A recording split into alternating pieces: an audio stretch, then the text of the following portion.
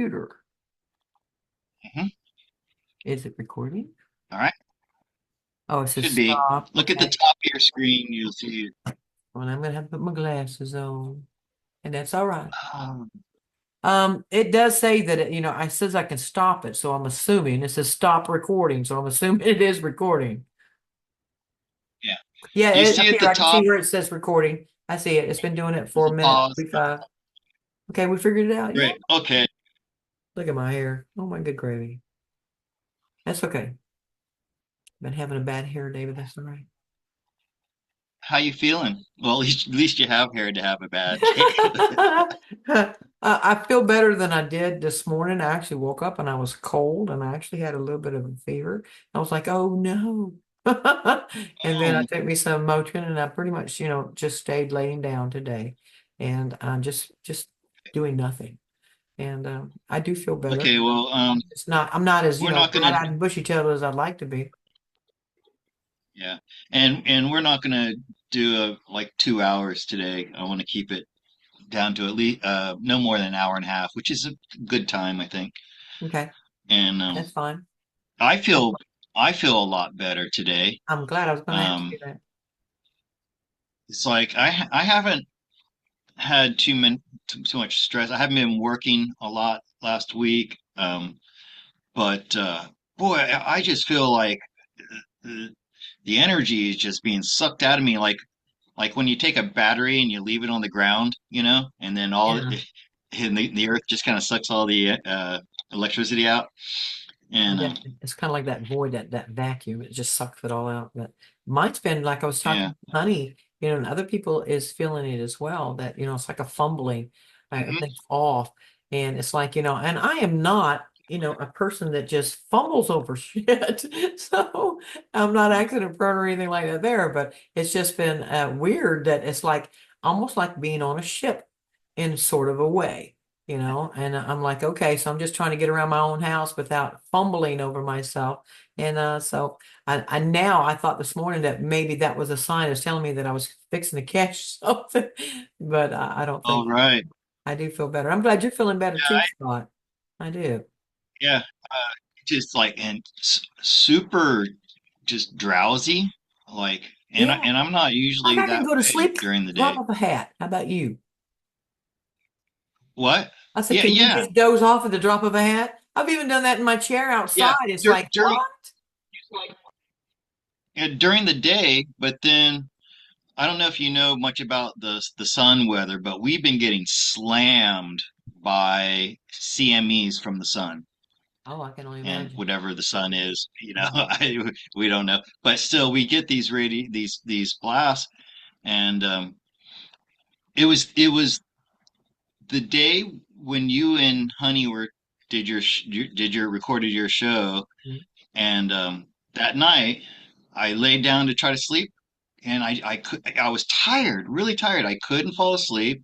Then Mhm. I was waking up in the middle of the night, crazy dreams.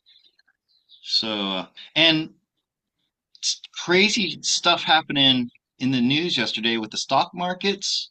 Just all kinds of stuff in it.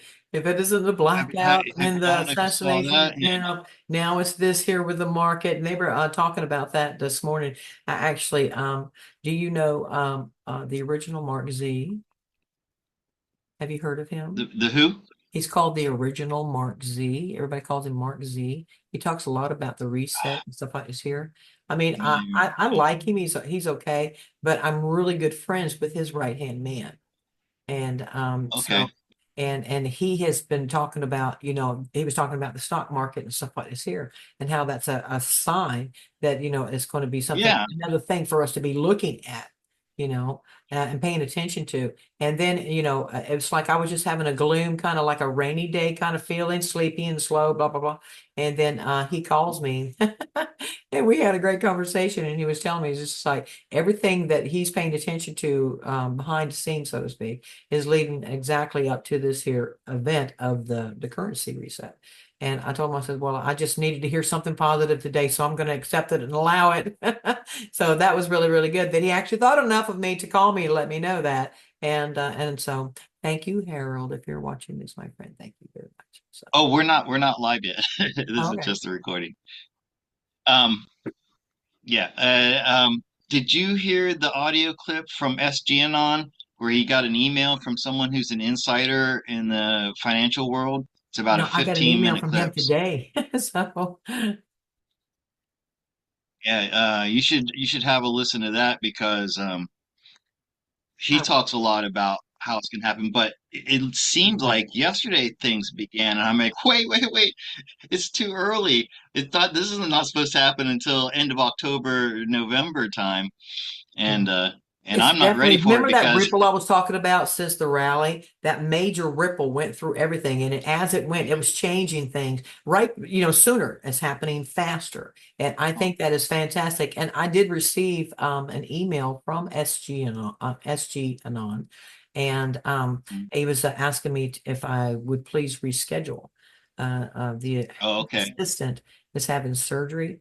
And then my Uh, email was to him back, was letting them know that, well, that was going to be the last show I do for a while. So I says, I'll let you know whenever I come back from vacation, but as of right now, I guess I'm not going to get to do that. And that's okay. That's all right. I understand. I mean, she's having all surgery, right. so I hope that she recovers. So it's time. Are you ready? Oh, are we going live now? I'm gonna start it now. Okay.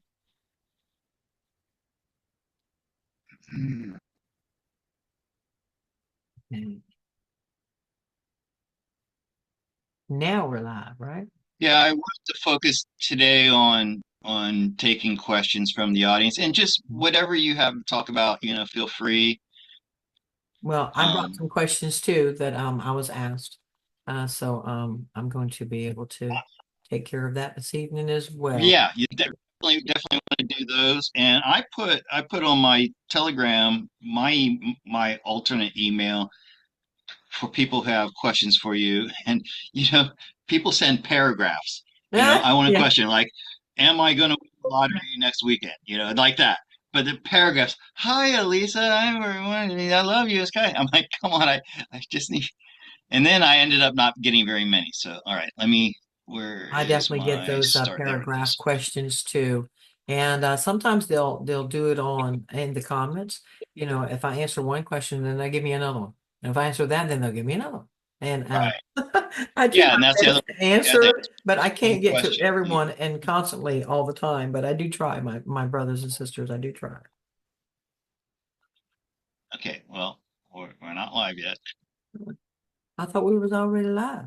but See, I was this messing will with be my hair because them this. ladies is No, depending on me to no, show a no, little bit that's more femininity. there's So, there's two there's two steps to going live. First, have to go live Zoom, and then I go live YouTube. So I'm about to hit the okay, live button for YouTube. This will bring okay, us. I'll give you a countdown. okay. Um, all right, three, two, one, Hello. Now and we are we live. are live. Yes, we Yep. are. We are live and bushy-tailed. Here we go. Bright-eyed and bushy-tailed. Hi, welcome everybody back to my channel, Intuitive Insights in Tarot. And I have Alisa back with me for another edition of And This Here with Alisa. How you doing, Alisa? I am doing wonderful, Scott, and thank you for setting this up for us. Because Channel Intuitive hold Insights on, in Tarot. there you go. I was planning on going out of town with my brother. That's the reason why I told you I didn't think I was going to be available for this Friday, but Mhm. then we didn't go. So I'm like, well, here I am. I said, Scott, let's get together. So there we are, and here we are. So, and hello, my brothers and sisters.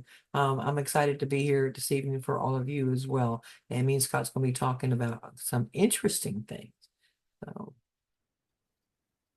Well, lucky me and lucky us that you got free today. oh, Um, so the I advertisement that you did to promote or for this evening thing here, and you used my other song. Man, you did that so well, Scott. Thank you so much. I was like, yeah, man, that's the way to do it, is to have that kind of a backdrop sound to it. And everybody had it just came out yesterday, so it was actually good timing. So everybody gets to hear it in different ways. So thank you, Scott. I appreciate that, my friend. I do. Oh, it's my pleasure. So I didn't really bring anything to talk about. Well, I have, one thing that that's been on my mind. But do you have anything going on that you want to tell us about? And somebody reminded me that I promote myself here, but I don't promote you as well as I should. So, how do people find you? Maybe some people don't even know that you do readings, you do private readings. Mhm. And how do people find you for That that? would be through my email, and it's easy, my brothers and sisters. Free the planet at yahoo.com. That's pretty easy. Yep, So, it's pretty easy. mhm. And some people may not understand how you get your answers. Can you tell us a little bit about that? Absolutely. There is like several different ways that I can get answers. If it is my higher self, it comes from within me. And I guess it's according on what the question is or what I'm doing. But sometimes it has that male voice to it. And then there's other times it has the Oh, female voice to it, but it's within me, and it's like mother, father kind of answers, whatever is dependent on. And then I get answers from our star families and stuff like this here, but it's like they're standing in the room with me. It's outside of myself. mm, Okay. And they're always here, no matter what. I mean, they're always around us. But that's how I can tell the difference. But I also can get answers, or have received answers, on what would be like an old radio station. It's like it's coming through as a broadcast. Okay. And uh-huh. that tells me the feeling that I get is that that's like a distant call, like something outside the dome, and a ship or something. It's kind of like that gives me that feeling. But since the eclipse and all of them were able to come in through that portal, yes, there's quite a few of them, and I will get answers while they're around me. But prior to that, I've always had Onar and Corian is their names. Those are the Palladians. Okay. And Hanai and Kalen are the Tartarians, and Dia is also a Tartarian. And these are the ones that come around me. They help me. And John Mitchell, he's the only one that's like us that actually has a last name, because he was actually born in Austria. His father was there in military and fell in love. So therefore, that's how he came about to be in Austria. But he got awakened just like me, and he was aware of me before I was aware of him. But Hmm. he is like a driver. That's pretty much what he is. He's a driver for anything on land. Okay, now Hanai and Kalen, they will pick me up in a shuttle sometimes, and Onar and Corian and even Erilyn has picked me up in a larger ship. But as far as like getting, how do I get my answers? It varies, I guess, is whatever comes upon me at that moment is what I need to use as the conduit, or the phone call, if you want to call it that. How do you get yours? The images through the tarot cards, and sometimes they speak to me. Yeah. Sometimes phrases, words just come into my head, Mhm. and I learned early on just to blurt them out. And sometimes they don't mean anything to me, but they mean something to the Right, querent. right, And and it's funny because sometimes I'll look at a card and suddenly I'll see a detail there that I hadn't noticed before, and so I know that that's important. right. And when did you discover this ability? How did it come upon you? Did something were you a child and you were hearing these things, and how did that come about? Yes, I mean, I was told, whenever I was younger, I was going to say somewhere around 7, 8, something like this year. Most parents think that a child has an imaginary friend. Okay. Okay. But it's like you're talking to somebody, and you really believe they're there. I experienced that. I think most people have in their childhood. But it's kind of like I don't know. It was just like I could hear certain things. And as I got older, that went away because I got too wrapped up in the world. Hmm. Okay. But then, Hmm. God would make an effort even more so down the road. And uh, I would hear it is silly. No, it's not silly, but I would hear like No. love poetry, and I would write it down and it would inspire me to write, beautiful love letters to like my first husband and my this last husband, Richard. And but I really it was like, where is this coming from? It's like I can hear it almost in a dream state. And even now I understand it a little bit better because I can hear these songs that God wants me to put out. It's like He's giving me the idea of it. And sometimes, no lie, it's like I'm standing in front of myself. I'm the audience and I'm watching myself sing this. Okay. And then I have to bring it back and then try to put it into uh, the program. And that was one of the questions that somebody had was like, how do you do this? How do you come up with the music and stuff? Well, Suno has made it somewhat easy because you do have like a little 60-second thing that you can record. It'll pick it up for you, and then it will make the music to the tune that you guys gave it or the words because you're singing it to it, and then it'll give you the sound that you need, whether it be country, rock, or whatever. So there's quite a few times, my brothers and sisters, I'm sitting here and I'm singing this thing, and I got 60 seconds. I usually choose the chorus because then I can build everything else off of that. As long as it knows how I want the chorus to go, then it'll give me that. Then I can choose male, female, stuff like this here, or country or rock. But that's pretty much how I come up with the music. It's not necessarily that it's doing it all for me. I'm giving it what I want it to sound like. I unfortunately I have to sing it, but at least it gives it the idea of the tune of how I want it to go, and then I can choose the male or female, and it will give me like a 60-second clip of my own voice singing that. No, we're going to put that to the side because it sounds very robotic. That I don't like that. So you can't use it to Hmm. do your own voice because it sounds more synthetic or robotic. But at least it'll give me the tune and everything that I need that I can build off of that. So, and of course, I put in my own words, and those words, those are things that God is talking to me. It's like I have said before in the past that my soul is wooing me, and this is the way my higher self has been wooing me, and I could never understand it because I was always one of those keep an arm distance at anything that had to do with romance. Because, life showed me that romance only lasted like 30 minutes, maybe 45 minutes. Okay. So I was like, I didn't believe in it because the world wasn't showing me that it was true. And I'm like, I'm hearing and feeling these things, but I'm not seeing it. And then I used it to, write my songs whenever I was a singer in Texas in the late 80s and early 90s. But people weren't ready for some things. And I really did good at country music. No, hands down, I was good. But then somebody asked me, well, if you did this, how come, why didn't you become famous? That is a really good, easy, simple answer, my brothers and sisters, is because I refuse to do couch auditions. So therefore, because I refuse to do that, I didn't get to become famous. I stood my ground. And that's okay because now here years later, I get to use those same words in poetry and sounds and tunes to be able to share with my brothers and sisters. And I love it because everything that we talk about in the community, UFOs, contact, the dome, technology, stuff like this here, or just a love for God and our mission, I put that into this here music so that my brothers have something to listen to that they can, it will inspire them and keep their energy going in a good way. And I guess that there's a time and a place for everything, and God found it back here now. So I'm very, very thankful for that. And I guess I'm going through my rocker stage there, Scott, because I'm coming up with quite a few things Well, of rock. So well, there's probably also a very good reason why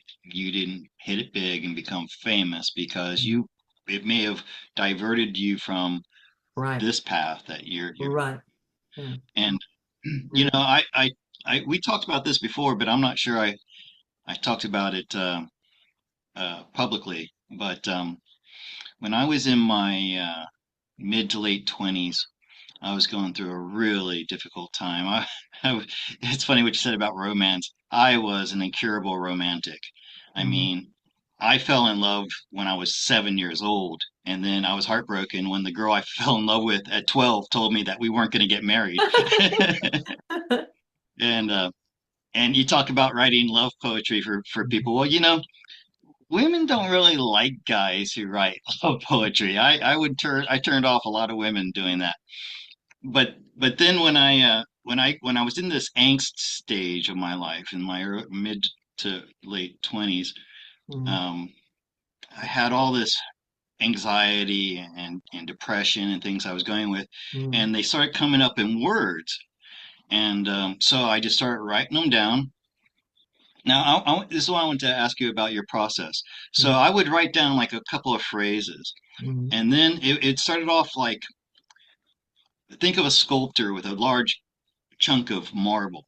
That's what my how my poems would start. Sometimes they were just random words, and mm, then slowly and methodically, maybe because the way my brain works and dyslexia and everything, I would form it. It's like chipping away the things that I didn't want, and mm, then I would end up with this amazing, beautiful message. mm, And at first, I didn't. I just thought they were for me. And then I started to share them with a couple of people, and I shared it with this one woman. She says, you know, I'm an English professor at the local university, and she goes, "This is good." I go, "Oh, thanks." She goes, "No, this is really good." And so then I saw an ad in a newspaper for a contest that was being held by the um, Library of Congress. It was a national contest. Submit your poem, and first prize got $5,000, a book deal, and a trip to Washington D.C. And wow. I got, and I've got the certificate back there somewhere. I got second place, and and I was like, oh, that's so typical of me. I'm always like miss the target just by this much. Um, but then I used to I started sharing my poems, and I had people coming up to me telling me that something I wrote changed their life. And this one woman, I ended up becoming good friends with her. I hang out in this coffee bar, very, very avant-garde, very artsy, a lot of university students there. And back then, it's before the internet, they had these books, these blank books around, and people would write things in them, right? And so I started writing my poems in them. One day I walk in, and somebody had taken my poem, printed it out, and put it on a poster on the wall. Nice. And then another day I'm there and I hear this woman. She opens one of the books. She goes, "Oh, here it is." And she starts reading one of my poems to her friend. And I'm flattered, and I'm sitting next to her, like my back to her, and then I lean over and I said, "You like that?" She said, "Yeah, it changed my life. This poem has changed my life." Hmm. And I said, "Well, thank you. That's my poem. I wrote that." Hmm. And she didn't believe me. She says, "No, no, I'd signed my name to it." So I had to pull out my ID. I said, "Look, I'm Scott Yates. That's my poem." And so I went through this period of angst, and then I got over it, and then the muse stopped coming. I lost this ability to write these amazing poems, and what makes things worse is all that poetry was written down on paper, and I left it at home 20 years ago when I left.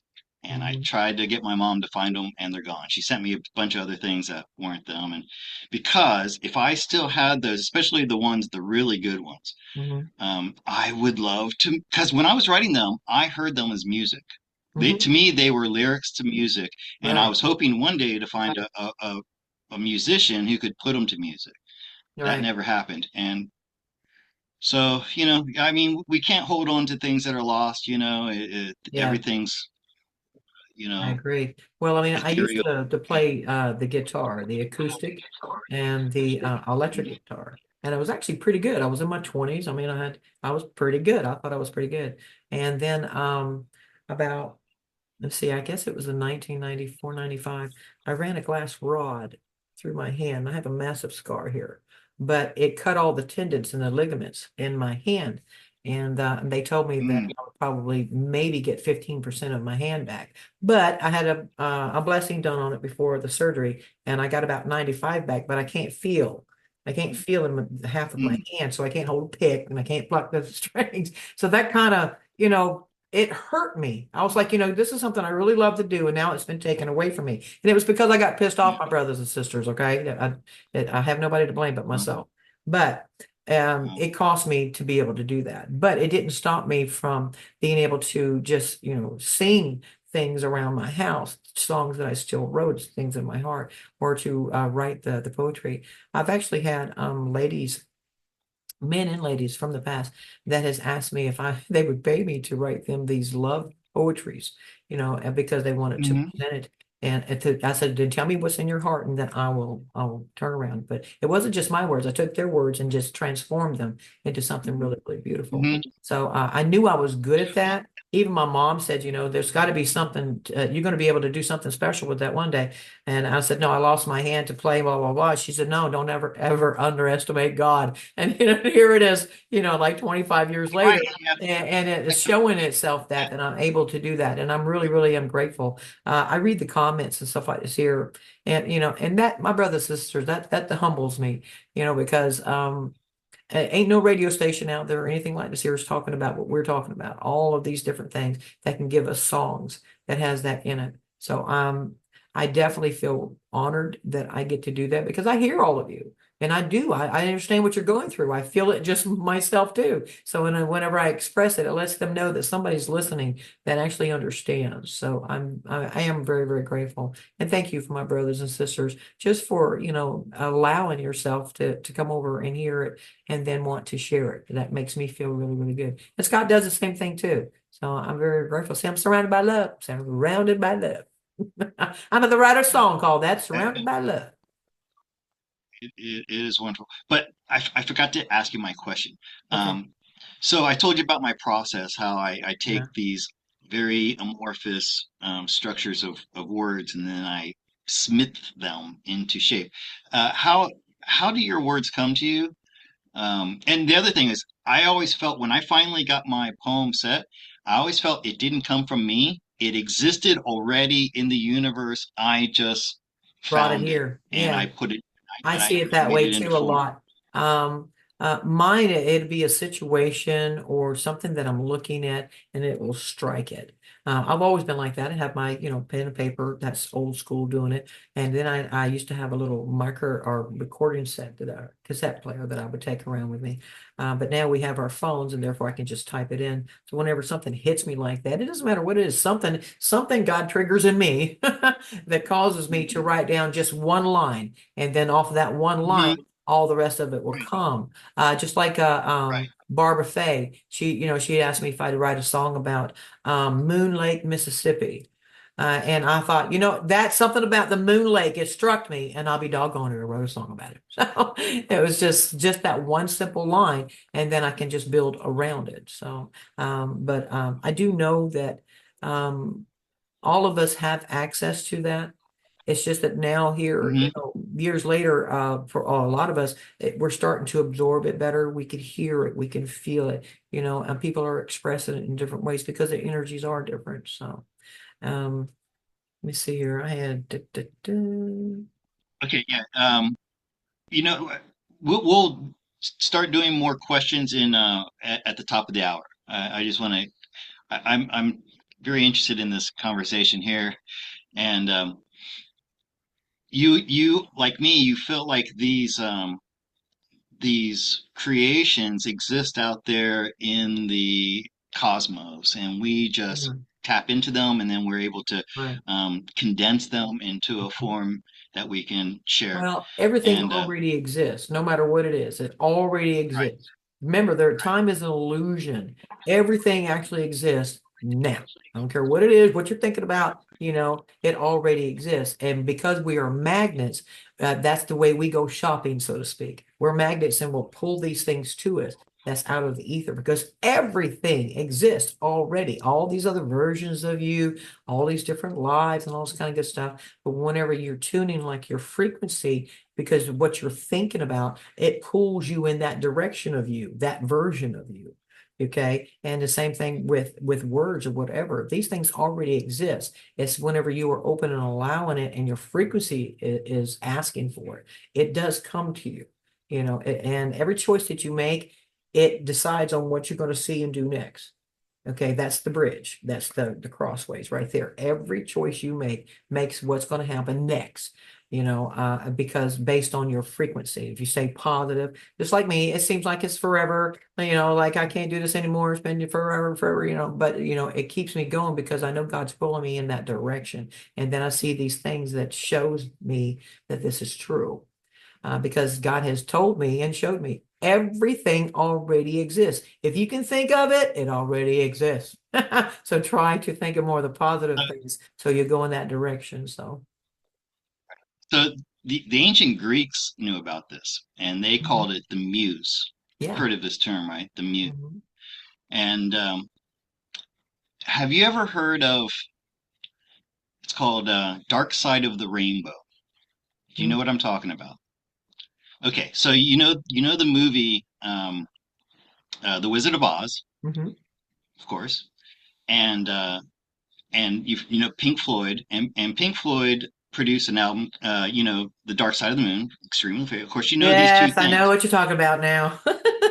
Okay, so it's called Dark Side of the Rainbow. Yeah. So this was back in the late '90s that I heard about this, and I Yeah. went and tried it out for myself. Like I had an LP record and I put it on. And if for people who don't know what this is, if you take The Wizard of Oz, and it works better with an LP, but you can also use a CD Mhm. of Dark Side of the Moon. First you start the movie, The Wizard of Oz, and it comes up. There's the MGM lion. He roars three times. On Mhm. the third roar, you hit play on Dark Side of the Moon, and then sit back and count the synchronicities between the lyrics in Dark Side of the Moon and the images that are on Interesting. Wizard Yeah. of Oz. By the way, I took this a step further, and I took the album after Dark Side of the Moon, which was I I can't remember the name, but there are three albums, and I put all of them together, and it goes on and on and on. So That's crazy. there was a lot of there was a lot of speculation, like how did this happen?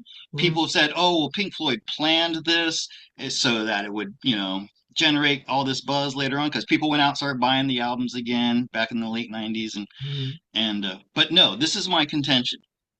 There's this um, creative entity out there that takes on a certain form, and when The Wizard of Oz was being produced, they tapped into that vibration, that Mhm. particular vibration. Mhm. And then when Pink Floyd, independently, without knowing it, they tapped into that very same vibration, and the two resonate equally. Right. And that's my explanation for it. This was a creative entity that already existed, Mhm. or a thought form that already existed, and it could show up in The Wizard of Oz as a film, or in Dark Side of the Moon as music. Mhm. And so I just wanted to share that.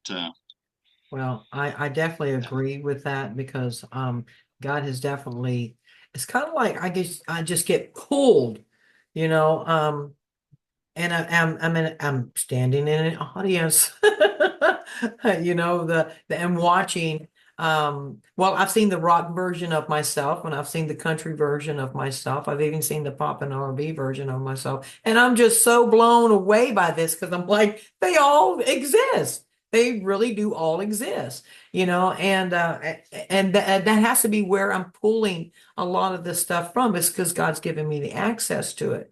I mean, I do come up with words I want to say on my own. A lot of them has to do with more of the country aspect of it. But yeah, it's just like it really is. I don't know, it stretches the imagination whenever you can think of yourself in Hold every on, different kind of role.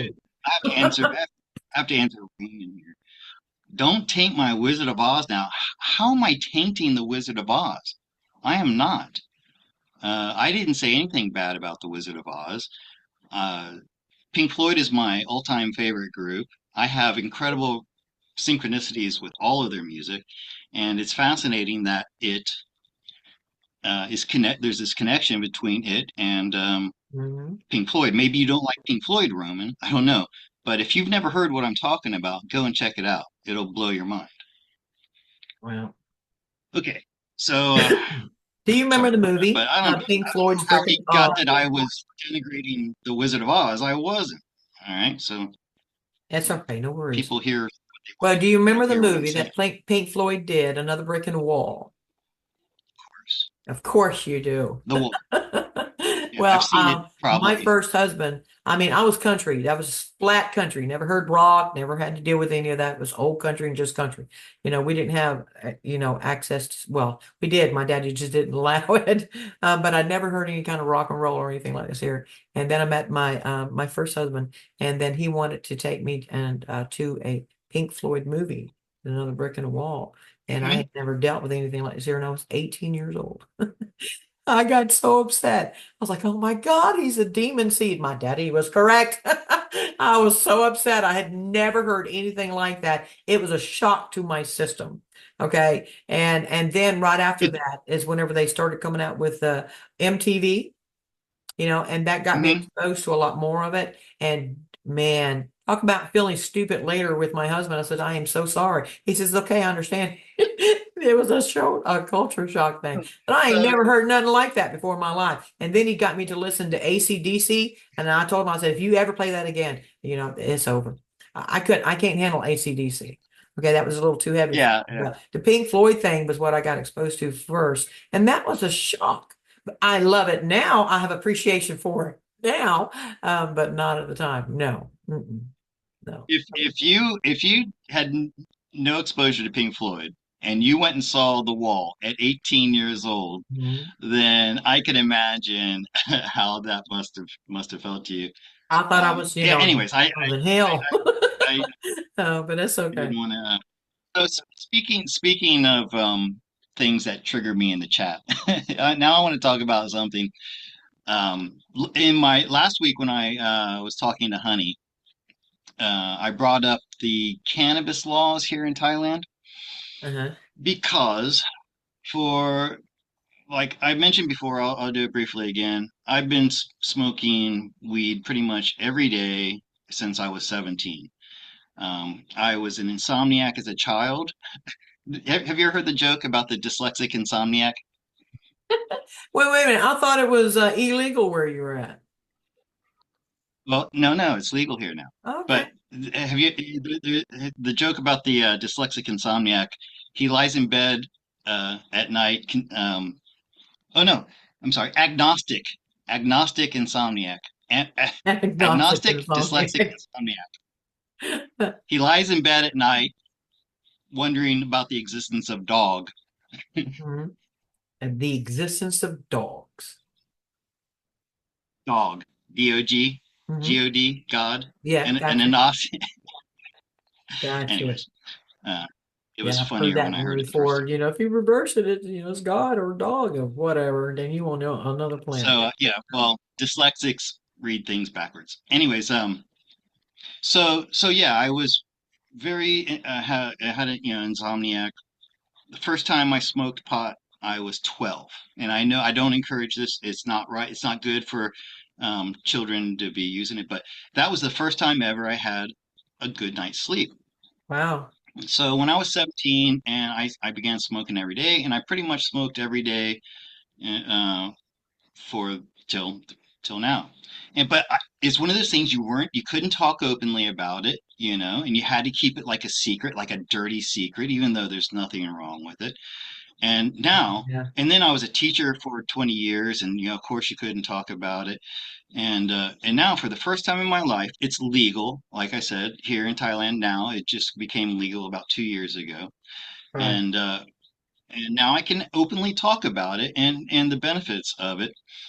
And what I asked Honey, because there it keeps going back and forth from being legal to being that they want to make it illegal, then they're it goes back and forth, back and forth, back and forth. And finally, they came up with okay, they're not going to schedule it again as a heavy narcotic because it's something that can be used for medicinal Right. reasons, and they're going to make it so that you can go to a doctor and get a prescription for it. Mhm. And so I was joking. This is what the person in the chat didn't understand. I was joking with my cannabis shop suppliers. I said, "Hey guys, did you hear the new law and how they're going to change it?" And I said, "Yeah." Well, I said that's great because I can't sleep at night and I get back aches and body aches and stuff like that. Well, I don't really get the body aches, but I am the insomnia. So I was joking about it. If you want, so anywhere, and even if you want to smoke it recreationally, you go to a doctor, you tell them your back hurts. That's something they can't tell you your back doesn't hurt, right? So they got to give you a prescription for it. That's the Right. loophole basically for it. And the person in the chat said, "Hey Scott, doesn't ASEA help you with the insomnia and body pains and stuff like that?" I'm like, "You missed the point. uh, that's yes, ASEA does all those things, but I'm never going to stop smoking weed." and and Well, because it helps me so much. My father smoked weed. It's funny, we both started smoking weed at about the same chronological time. mhm, And he smoked it right up until he died. And he always said, "This is my medicine." He has the same issues that I have. right. Okay. And also my answer to the guy really was, "Hey, did you know that the human body has a cannabinoid system? Do you know this about this, Elise?" Mhm. Yeah, So every cell in your body has a little keyhole right. that cannabinoids fit in perfectly. Mhm. Okay, so I want you to think about all the padlocks in the world, right, Mhm. and all the keys in the world. Now, you let's say you found a random padlock in some place, and then miles away you found a key, and they just happen to fit together. What are the odds in that happening? Yeah, This what is the way yeah, your body was built. that's right. Our bodies were built to to have cannabinoids in our system, and up until it was made illegal, they used to feed hemp that had certain amounts of cannabinoids in it to the Mhm. cattle, and then people used to eat the cattle, and they used to get cannabinoids naturally through their diet. Right, Okay, right. that was stopped. And when did people start getting cancers and other diseases? Right about that same time. Right. Okay. So when this guy said, "Hey, Scott, now that you got a see and it's doing all these amazing things for you, why are you still smoking weed?" Because my body needs it. Okay. Not everybody, maybe like my mom, she had a bad reaction to it. She couldn't Right. do it. Right. And I'm Mhm. sure there are a lot of people out there. But it's not a foreign drug that was produced by some in some laboratory that's bad for you. Well, Uh, this is what I and think, Scott, whenever somebody asks me about it. I said, well, man made cigarettes, God made weed. Who do you trust? yeah, I have, and when I was in I construction and stuff like this here, that's what got me into smoking weed. I'm not gonna lie about it. I mean, I am, I am a long time smoker, but and I don't want to give an excuse, but mine is also because of aches and pains, joints and stuff like this here, my body's gotten used to it and it definitely can, calm the mind down. Now I tried the mushroom thing that you was talking about. See, that's just not my thing, but the weed, it serves its purpose where somebody else would say just the opposite. The weed is not for me, but the mushrooms do it. So it's a different people, different structure, different folks, I guess. But I definitely know that the Indians and even the Sumerians, and if I have done my research, and they used it for municipal purposes. And now here days, oh no, it's a bad thing. You shouldn't be doing that because they don't want us to be able to, I guess, doctor ourselves and help ourselves for things because it is really good for ache pain. I mean, muscle aches and joint pains and help them for sleeping for people who have insomnia and stuff like this here because it slows the mind down. I'm definitely a promoter of it for medicinal purposes, but just for recreational and just doing it to be doing it, no, I try. That was my younger days. Now it's just more whenever I feel, to relax. More in the evenings because it's whenever I have my time. Some people might not like this, but then I like to smoke my weed and then I'll have my hour session with God. And it's because to me, it helps me clear my mind. I'm calm, I'm relaxed, and I'm open. It's more like that philosopher stage. You want to talk about the universe and discuss things, stuff like this here. And because I am relaxed in that state of mind, I can get a lot of information. And people might not think that's a good thing, but that's always been something that I've noticed that has happened is whenever I get completely relaxed and lock out the rest of the world, I allow these things come to me better. And maybe it took that to get me in that state of mind, which is okay. Some people like to, use liquor or wine or stuff like this here to help Mhm. with those kind of things, but it's just my thing now. If it's not your thing, that's okay. People do other things as well. Don't But judge. that's something Don't I judge always us. did. When I first got into construction, it was kind of like, I could go the weed route or I can go the alcohol route. And I decided to go Mhm. the weed route. Don't think I didn't take advantage of the alcohol. I had about 5 years that I did that. That was major no-no. That's just never going to happen again. But it definitely made me understand that with weed, I can still control myself. With alcohol, no, I couldn't do that, you know. Well, I want to thank you for speaking openly about it. Mhm. Like I said, it's such a relief for me just to be able to talk about it, and not have it affect my job, my work, or something like that. And I also want to Yeah. say, I I will used to do it admit, before I I do went to still. college, and I used to do it before I worked out because it was slow. I was such Mm. a, I don't want to say I was hyper, My dad but used to I was smoke. always, I had so much energy. But it would slow things down for me to either comprehend it Right, or for me to focus right. whenever I was working out. So, I mean, I don't know. It was just my thing, and it worked for me. And I don't want to say that I had Mhm. ADDH or whatever that stuff is called. I was from the country. I was from the South. Get your ass outside, do something, burn that energy off. But I did find that this here helped soothe my system. Because you think, Right. you want to do that before you work out. That would slow you down. No, it didn't slow me down. It brought me down to a level to where I can focus better on what I was doing instead of it being like a rush deal. To me, it was more focused and relaxed. So, And my dad used to love smoking before he worked out. I don't like doing that. And listen, I'd be lying if I said I didn't do it recreationally. I do. right, I enjoy it. Okay. Uh, but I don't smoke a lot. This is the other thing I want people to know. I don't get high before I come on and do right. a show like this. I don't get high before I do a reading for somebody. And I smoke very little. I use a bong. It's got a tiny little bowl like this. I put just a touch in and I do a hit and I'm good. I don't roll big fat Right, joints. I'm not stoned all the time. right. And Well, I definitely didn't and do it I before I don't went to work or anything like that because I was in construction and I was like, oh, no, no, no, no, no. You don't do that on the job because then you become a liability and you can cost somebody their life. So I definitely, separated those yeah. things. But at the end of the day, after a 12, 14-hour day and your entire body hurts because you've been working so hard, it's definitely more the preferred than, say, the alcohol or anything like that there. So, Yeah, my construction friends used to smoke it nonstop while they were working. I did construction for like 3 days and I couldn't do it. no, no, I no, was because I dealt with a so lot of heights and stuff like this here. There was just no way. It was not, I was smart enough to yeah. realize that. But I didn't even allow my crew to have it on the site because it could cost me. So I Mhm. had to take that Yeah, part of yeah, it very right. seriously because if something happened, it's my ass, So, but after work and stuff like this here or the weekends, yeah, I didn't hesitate because it was, the party time on the weekends. So hell yeah, I'd be doing it. But as I got older, I found that it's more just for municipal purposes. So, but I couldn't do it and then go Well, drive these days. Hell no.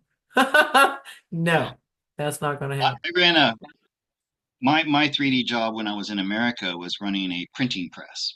And I did it for 20 years. And after about 5 years of doing it, my father was a printer and he taught me. So I was exceptionally good at what I did.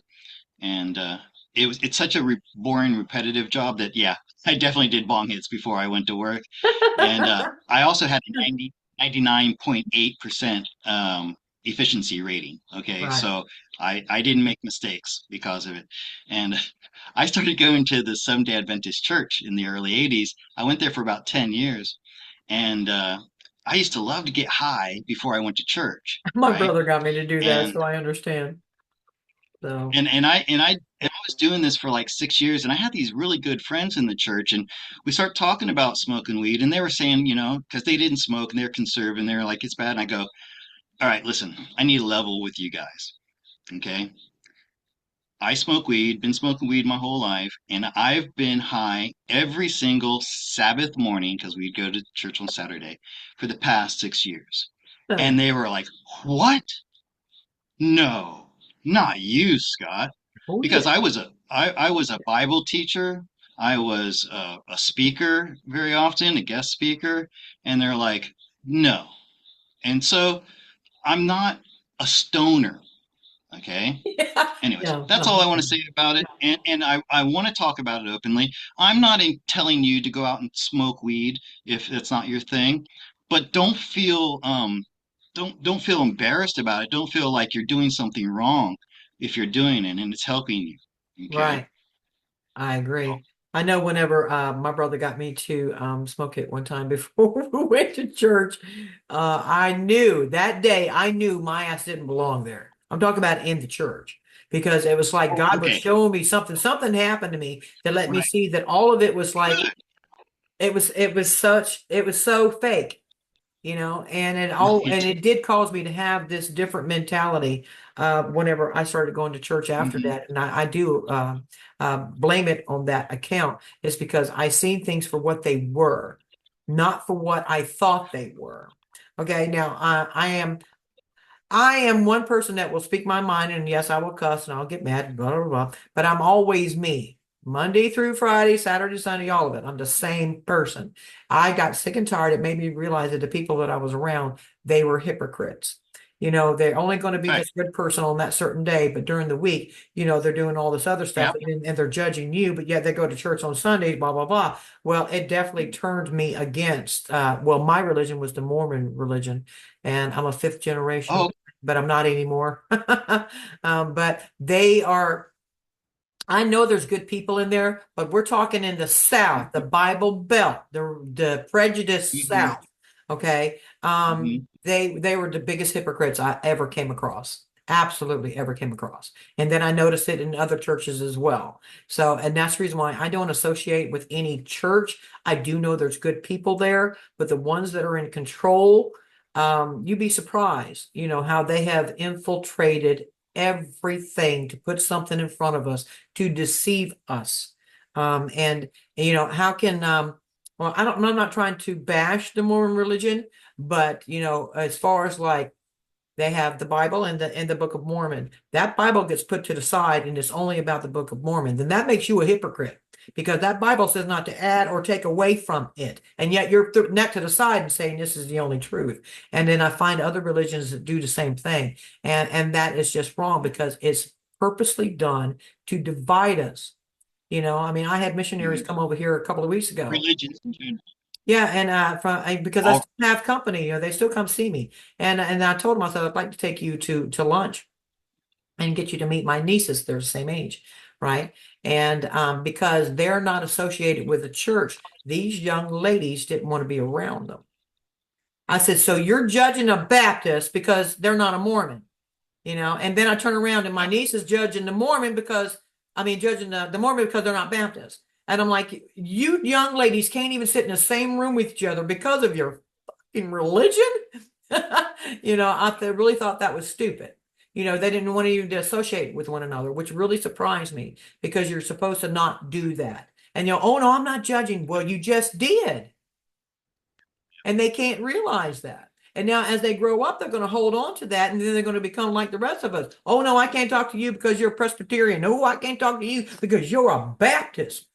That this to me, that's insane. It was made and created to divide us. I look forward to the day that my brothers and sisters drop that Bible and stop being religious and be spiritual.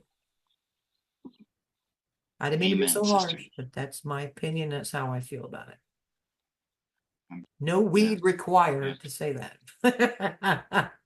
And you know that revelation you had when you smoked weed and you went to church that one Mhm. time.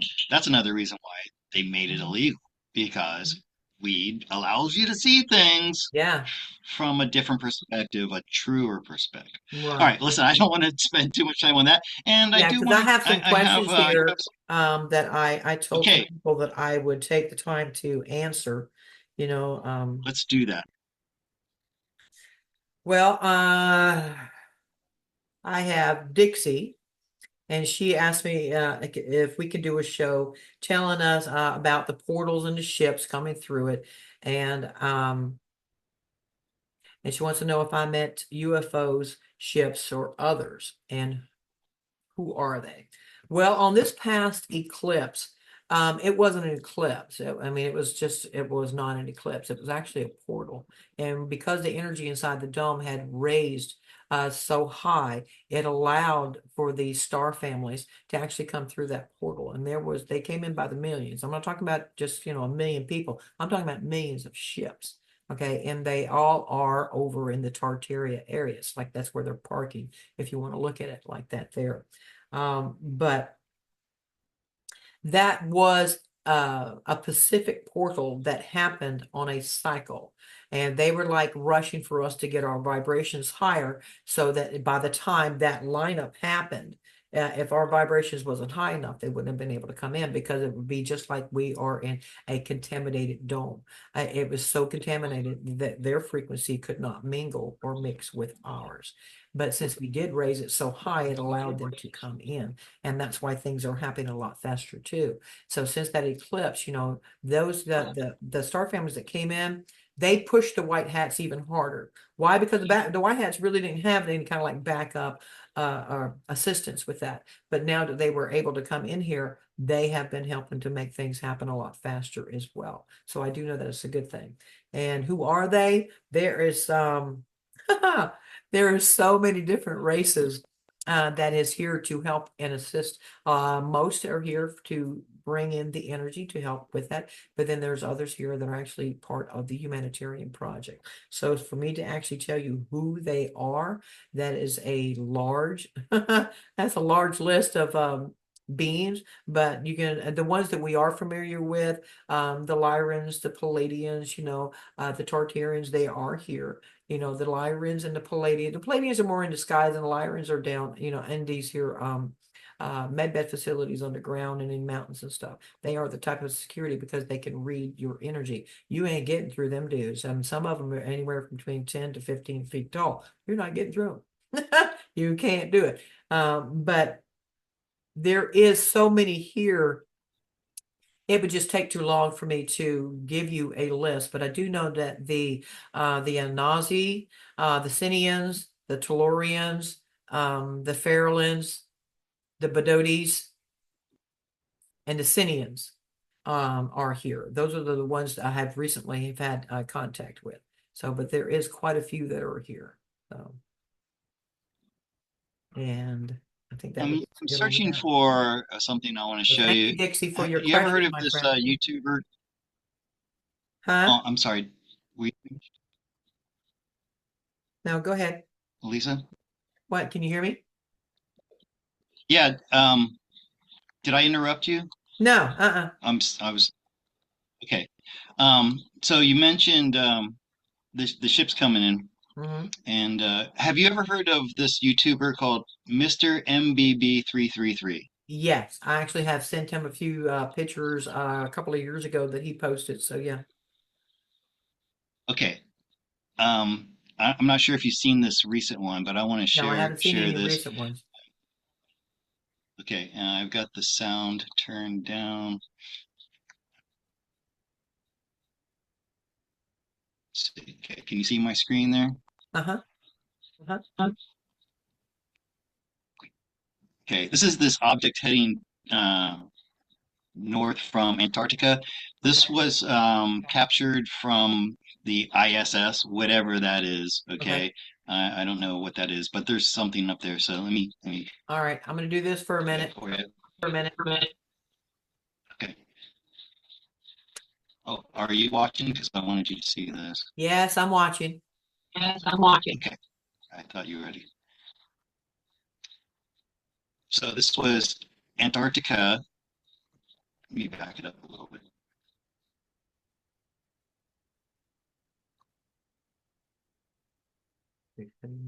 So, and I asked Honey about this, and she felt it was the inner Earthers coming to check things out. So it comes from Antarctica. It goes up over You're breaking up Australia. pretty bad there, Scott. Breaking up pretty bad there, Scott. No, that's just the image itself. I mean, that's No, because you are verbally. no, Your you voice are is. verbally. Oh,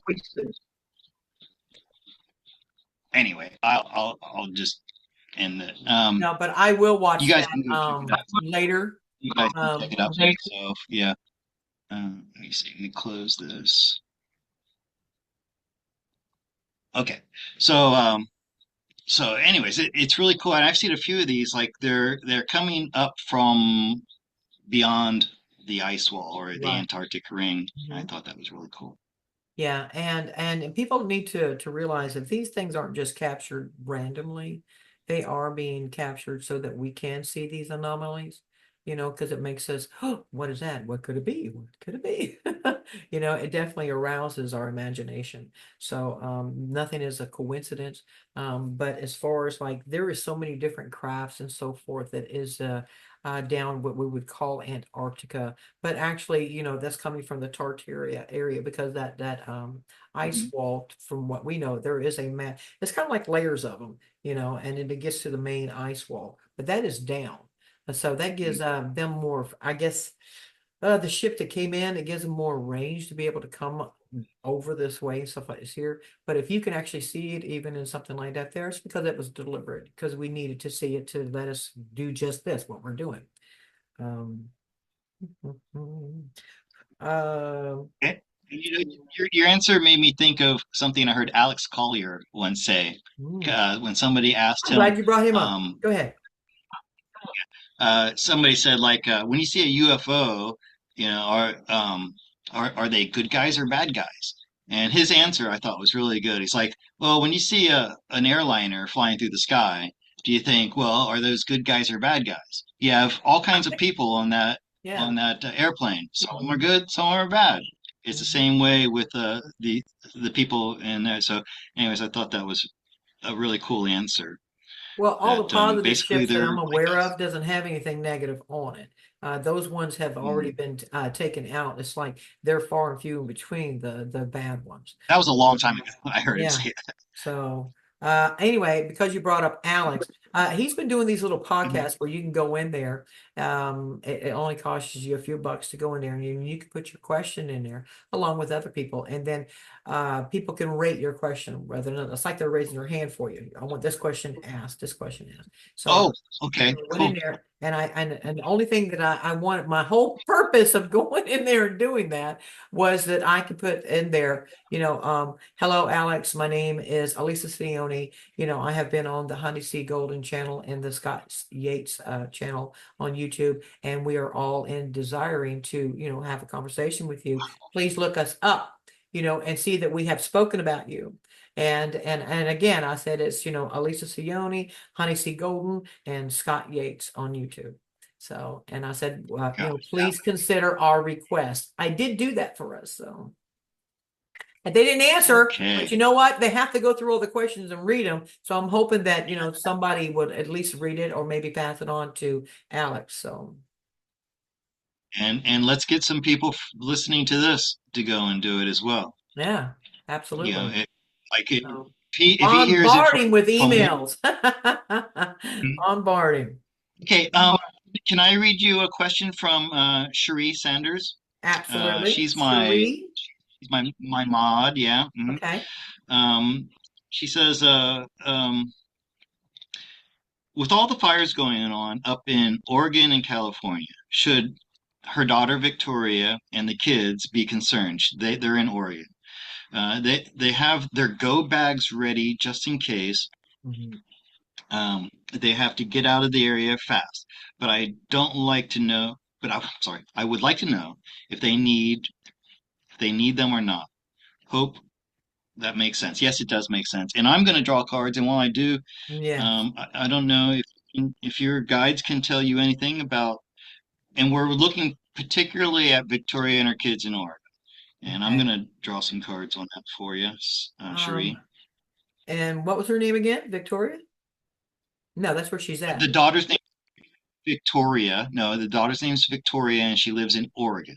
Okay, but the person asked was Cherie. Yes, that's her mother. So Okay. she's asking about her daughter, Okay.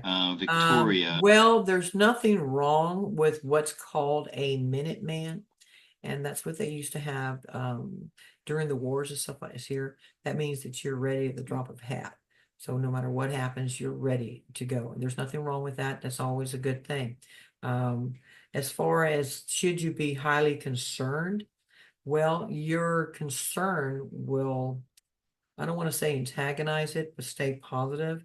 But by you being Mm, prepped and ready, I would, my higher self is actually telling me that, that is something that you need to get them to you or get them to at least leave for a little while.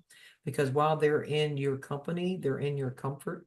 And that way, if something does happen, if you're already prepared. So, um, but definitely there's nothing wrong with you being prepped. And my higher self again is saying that it's actually a good thing for you to try to get them to come to you.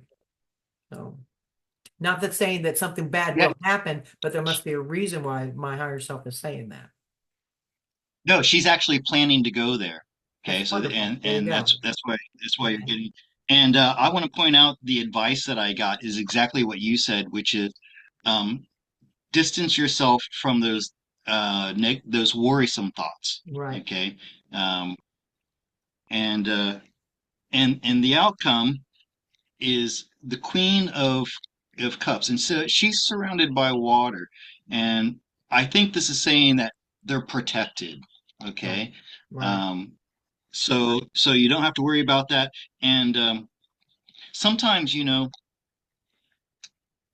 well, I'm getting the Chariot as a challenge.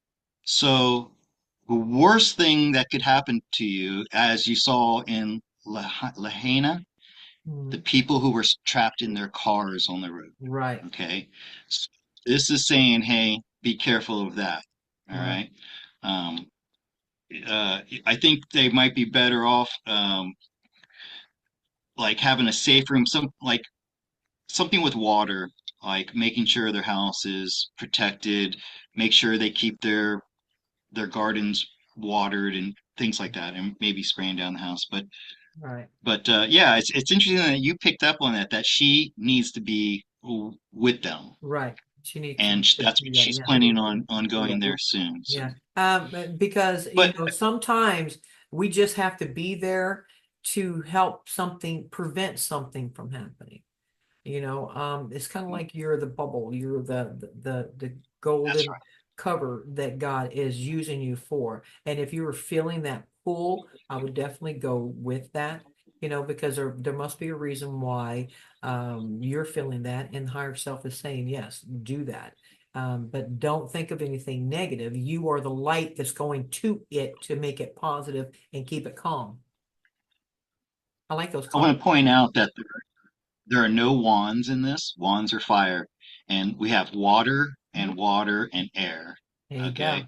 go. Um, so I feel like they're being protected. That's in the wrong place. That one should be there. Absolutely. So, and in the same way that the Queen of Swords here, she's like above it and protected from it. So I feel like maybe I think the area that they're in is not going to be affected. Okay. But your family will be scared, and that's probably why you're being pulled to that, is so that you can be the guide and comforter for it. Because sometimes that's all people need is whenever they're in fears, they need that comfort. Okay. So and you do your questions. I know you have several questions that you want to do as Yes, well. I do. Do, do, do. This is from Kelly Miracle. Hello, Kelly. She was asking me about the Bible speaks of the golden age, heaven on earth. She wanted to know about the solar flash and stuff like this here, based on the Bible. And I told her that the Bible speaks of a golden age, heaven on earth. How does it become heaven on earth? What happened that caused heaven on earth? Okay. Whenever they speak of the golden age, they're speaking of the flash. The solar flash is going to happen whenever the dome comes down. And so even the Bible is expecting this golden age. But you have to ask yourself, how did that golden age came about? What caused that golden age to take place? And therefore, it is because of the solar flash, which they're referring to and is the golden age, but they're not telling you, I guess, like the full kind of story of it. It's because they use kind of like parables a lot. But yes, it does talk about that. And then she came back and asked me about the dome. Okay, it's like, when is that going to happen? She said, anything about the dome coming down and any details about that? She says, I have so many questions. You're the one that so far has been helpful. Well, I appreciate you saying that, my friend. I really do. But as far as like the dome comes down, a lot of people think, well, I thought you said the dome was already down. Well, the dome is, it was the first part of, we're going to say the dome itself was like an ice igloo over us. Okay. It was very, very thick and it was an ice dome. Okay. But what kept that ice dome there was a frequency. Okay. That was what maintaining this giant igloo kind of thingy. And then they can use the sky or the ice as a perfect projector. Okay. But now that the dome has come down, the ice part of it has come down, they have encased us in a like a force field. Okay, it looks more like a glass bubble that we're underneath.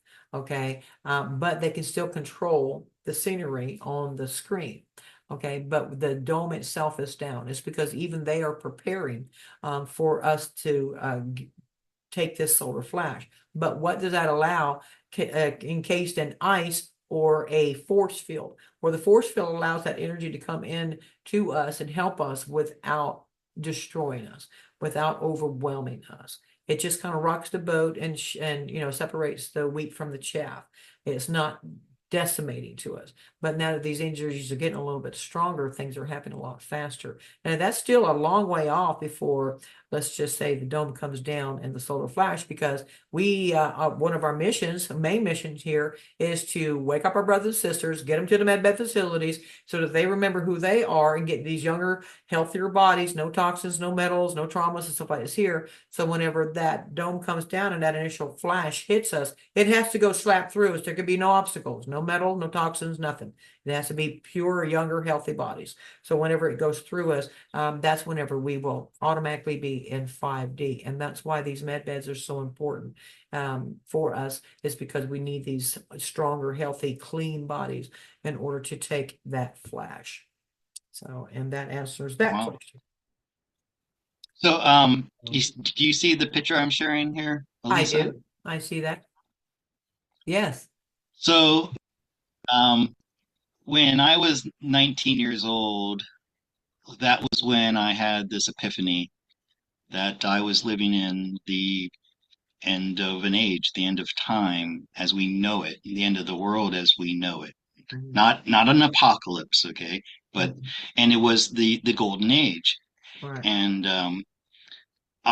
this was back in the early 80s. I used to love buying posters from like Walmart. Mhm. And I was looking through the posters one day and I saw this poster and it just resonated with me. Something told me that I needed to get this and put it on my wall.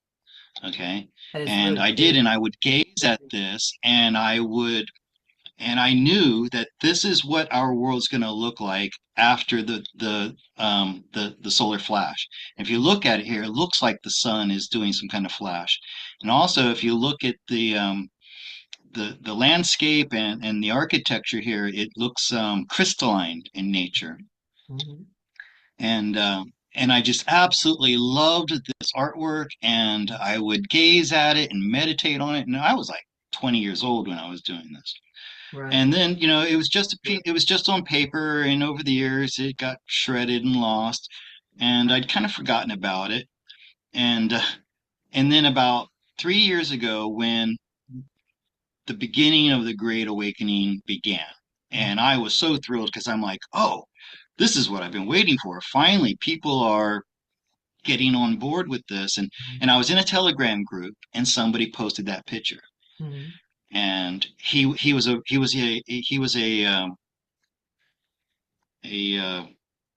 not druid. What's the term for like a medicine man, Shaman? a shaman, and I felt like that artwork found its way back to me Yeah. some 38 years later. Yeah. See, there's no And coincidences. I Yeah. was so grateful for it. And so now I keep it on my desktop, and I like to show it here. Right. That image that you see in that picture, that's what our world's going to look like. Some version of it. Right. Maybe not exactly, but some version of that. It's so beautiful. I grew up in Florida, and we had a causeway that looked like that. And Nice. so it reminded me of my home. Uh-huh. Um, like Melbourne, Florida has this causeway that goes to the beach. We don't have mountains like this, but it just reminded me of my home. There are little islands in the estuary and down in Florida, Mhm. and I don't know. I Well, just I wanted to like share. it because I mean it's actually portraying the sun as being bigger than what it actually is because it is. We're a lot closer. Mhm. We're closer to it than what they're telling us. But yeah, that's going to be a sight to see that just imagine the sun being two times larger in the sky. It's not going to be massive. It's just be about two times larger than it is now. But it's definitely will stick out. And you would think that if we're going to be that much closer to the sun, well, we're going to burn. No. We're not because the universe is actually cold. It's not like they have portrayed it to us, and the sun is not fusion, it's fission. Okay, it's bringing in things and making it. It's not blowing it out. They're perceiving it just the opposite because everything about them is just the opposite. So if they tell something is up, then we know it's down, so to speak. But all of our planets and stuff are relatively close to each other and we're a lot closer to the sun. And because it is a fission, not a fusion, it is a cold energy. Okay, and a lot of people, don't understand that, but it actually does exist. Cold fusion really does exist. And now they have taken it, and even with the sun that they projected, they have made it hot to us. So think about a very climate planet, tropical. It's perfect. And it stays that way always. And then now you put us in here, and then we've gotten used to this heat. We've gotten used to this extreme ice and stuff like this here. So none of us would be able to really adapt as fast as we'd like to outside of the dome, because it is a drastic difference. But our energies is what's going to make us be able to hold it and maintain it. And yes, my brothers and sisters, outside of the dome, you're going to see a lot of crystal. There is a lot of crystal pathways, a lot of crystal buildings. You'll be absolutely mesmerized. It's like, the Wizard of Oz or the Emerald City on steroids.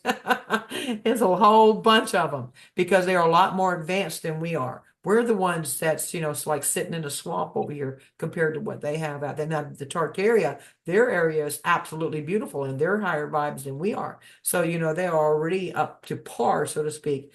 And but we're the ones that's catching up to them. They're helping to prepare us for this.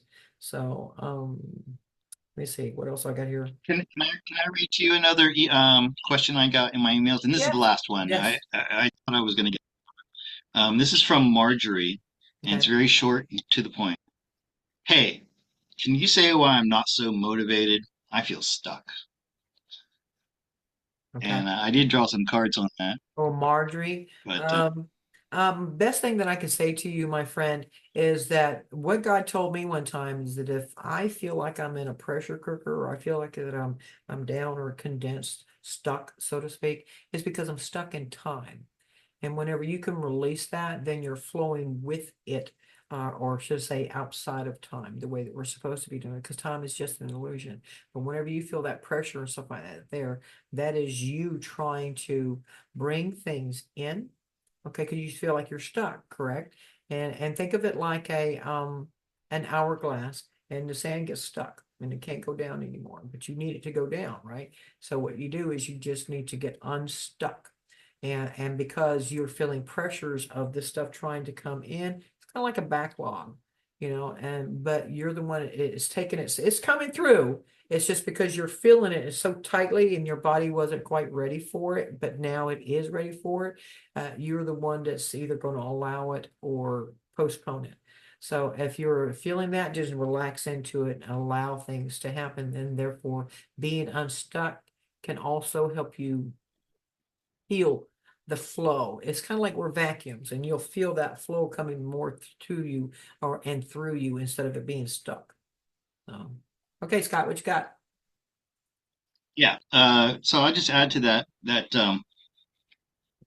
you have a passion inside of you that is ready to come out when the timing is right. And Alisa, you said something about timing, and that's showing up here. Uh-huh. So the challenge for you is to tap into that passion. And your advice is wait for the timing to be right for it because Right. it's gonna come to you as an inspirational download when you're ready for it. Mhm. Okay, so this is the other thing. Um, it's it's good to um, be vigilant for when this is going to come, but also don't try to force it to happen before you're ready for it. Right. Because the outcome is you are going to have an epiphany at some point. Okay. And then that's going to open the floodgates and allow you Yeah. this passion that the king has to come gushing out. Right. Okay. Exactly. The floodgates. That's a good way of saying it because that's well, if once it breaks through, it's going to be a floodgate. So, Oh, uh, you said that. I swear to you, I forgot that you used those words because I was studying my cards. And oh, so yeah, okay. we No, used a I'm couple saying of the that same was really termino. good that you got that as well. So, I mean, I find that very fascinating that it syncs up like that. Well, I'm used to that happening with honey. Sometimes I got to feel like I was superfluous because my cards would tell me what she said. But it's really cool to see that I can do that with you as well. Yeah. Um, do you have any more questions or anything at the moment? No, no, no. Okay. I want to, and I Well, want to give you all the time to get to okay. yours. Well, I got Lynn Druitt, and this is my sister out of Australia. She wanted to know if I can hear her out in Australia. Hello, my sister, I hear you. And I did get your thing. And what it was, she wanted to say that she doesn't listen to much music. Of course, a lot of us got away from the music stuff is here, but due to the songs that I have been putting out, she's definitely taken an interest in listening to music again. And she wanted to thank me. But the big thing was, she said, I hope you can see my light from Australia to South Carolina. When I play your music, I hope I am ready for the hologram in the med beds. And I just wanted to give her a shout out and say, yes, I can see you're like my sister, and thank you for, your comment here and letting me know that you have taken an interest in music once again. So thank you, my friend. Um, I have another one from C Tahoe one, and it says, "Can these med beds cure and heal myopia and astigmatism?" I'm probably ruining those words. I apologize, my friend. So wanted to know if med beds can fix anything, my friend, anything at all. The only thing it cannot do is bring you back from death, but it can cure anything, no matter what it is because it's kind of like it resets it. It goes back to the beginning of it, and if there's any flaws in it, it fixes it and then allows to grow. And they can do this with body parts as well. Like if you're missing an arm, a leg, liver, or whatever you might be missing, a kidney, it can go back to the original and make it regrow it for you. And that includes women's wombs. I've had questions about that too. And but yeah, it can replace the things that are no longer there. So absolutely, it can heal anything. So, yes, and thank you for. Oh, regarding medbed, Mhm. I wanted to tell you about. I listened to you and Honey in your last broadcast, and I don't remember verbatim what you said, but you said how the med beds are going to be prioritized for certain people. And do you remember what you said along that line? I believe I know what you're talking about. Yeah. Some people are going to get it before others. Well, one of my clients, that was his question, and my Okay. answer to him was almost exactly what you said in that video. Oh, So okay. I just want to tell you about that. Yeah. That was really Because cool. there is different stages of them. If like they already came out with the EE system, that would be like the first protocol one to get it out here, the first stage, and then they're having the second generation that is coming out is going to be do something even more, and all of those things is going to be building up to where the med beds that I have been um, privileged to see and be a part of. As far as like the ones that, because I have this question too, so I'm glad you asked me that. They're like, why is your med beds there? Well, how come we can't go to this, that, and the other thing? And I'm not saying that you can't go there. I just don't know if you're going to go there. I wish that I did, but I do know that the priority of it is, we're supposed to be taking care of our sick and our elderly and the veterans and stuff. I understand that. Okay, but who is going to take care of them? Okay, and we can't depend on the ones that's in the hospitals and stuff in our government because they're not really paying attention. Okay, so as far as I can explain, it's like the way things work. Um, God called so many of his higher density beings and angels to come here incognito. Okay, and from my understanding, um, there's about 300 million of us that is incognito. Okay. And I'm not going to say that there's not others, but I'm just talking about the ones that are the teachers, the way showers, the scientists, the doctors, the construction, infrastructure, all the major big dogs on those projects are in that 300 million. Okay. And those are the ones that gives to the med beds that I've talked about, the holographic ones first, because they are here on a mission and they need to go in, get the med bed done so they remember who they are. And whenever they remember who they are, they know who they're supposed to go pick up. And when they go get that person and bring them back, then they wake them up. And ooh, then they know who they're supposed to get. And it causes a domino effect. But we are going to be like the person on a plane. You put your mask on yourself first before you help somebody else. Okay, but the public is going this way in this route with these med beds, and they're coming towards the ones that I am familiar with. But by the time that it gets really, really close, our guys is already going to be out on the field. They're all going to be coming out of these. They've already been out of these med beds and already got their projects going. As soon as this reset for the currency happens, it's going to be just like that, my brothers and sisters. And that's no damn lie. It's going to be just that fast because we need those funds in order to start our projects. Our projects, I'm not going to say they're better than anybody else's, but we came here on a mission to make sure that these projects get started. And there's such a variety of them, from cleaning the ocean to the lands to refurbishing the soil to re-educating our families, housing, all of it. So you need those leaders. And those leaders are 300 million of us that's going to trickle down to everybody else. Okay. That's our job. That's why we came here, is because we brought all of that knowledge with us. And once we wake up out of the med beds, we will know what to do and where to go and who to go get. And as we're doing our part, and this is coming this way, we'll eventually meet. You see what I mean? So, All right, can I read a question from the chat real quick? okay. This is from, he says, who has the cigar-shaped ships? I saw one over my neighbor's house a few months ago. First time I saw a spaceship. Cool. There's actually two different races that actually uses that, and the Mayans being one of them, and the other one is a oh God, I forgot what are their names, please help me. The Zygotes? Am I saying that right? Zygotes. Can you spell that for me? Okay. Zygot. Okay, I got it. That's easy. Um, they Hmm. um they actually helped the Mayans, bringing the Mayans here, but I've spoken of them before. They are an absolutely beautiful, strong, intelligent. I want to say they're not African Americans, okay, but they are a black race, and they are very, very beautiful. I remember even telling the last time I spoke to them that these women are so beautiful. it hurts. These women are breathtakingly beautiful. They're strong. They're not like, the princess in a castle. These women are formidable. Okay. And they are a matriarchal society. They were adorned in, I don't want to say a lot of jewelry, anything like this here, but what they had on made me think of Egypt, Egypt necklaces and Egypt types of clothing.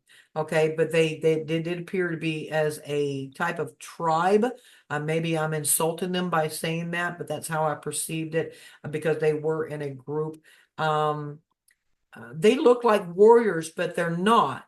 I don't know how to explain it. They just have that status about them that makes them look authoritative, but they're like rescuers. They actually came and helped the Mayans leave their world to come here because their world went through a catastrophic event, a solar flash that was to pretty much clean the planet and nobody was going to survive kind of ordeal.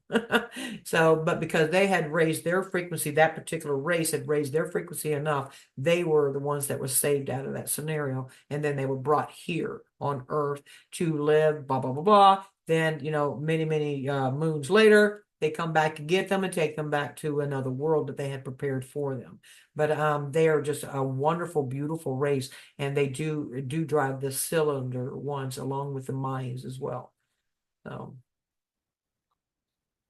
I'd like to address Serena in the chat. She's asking about the ads that appear during the live.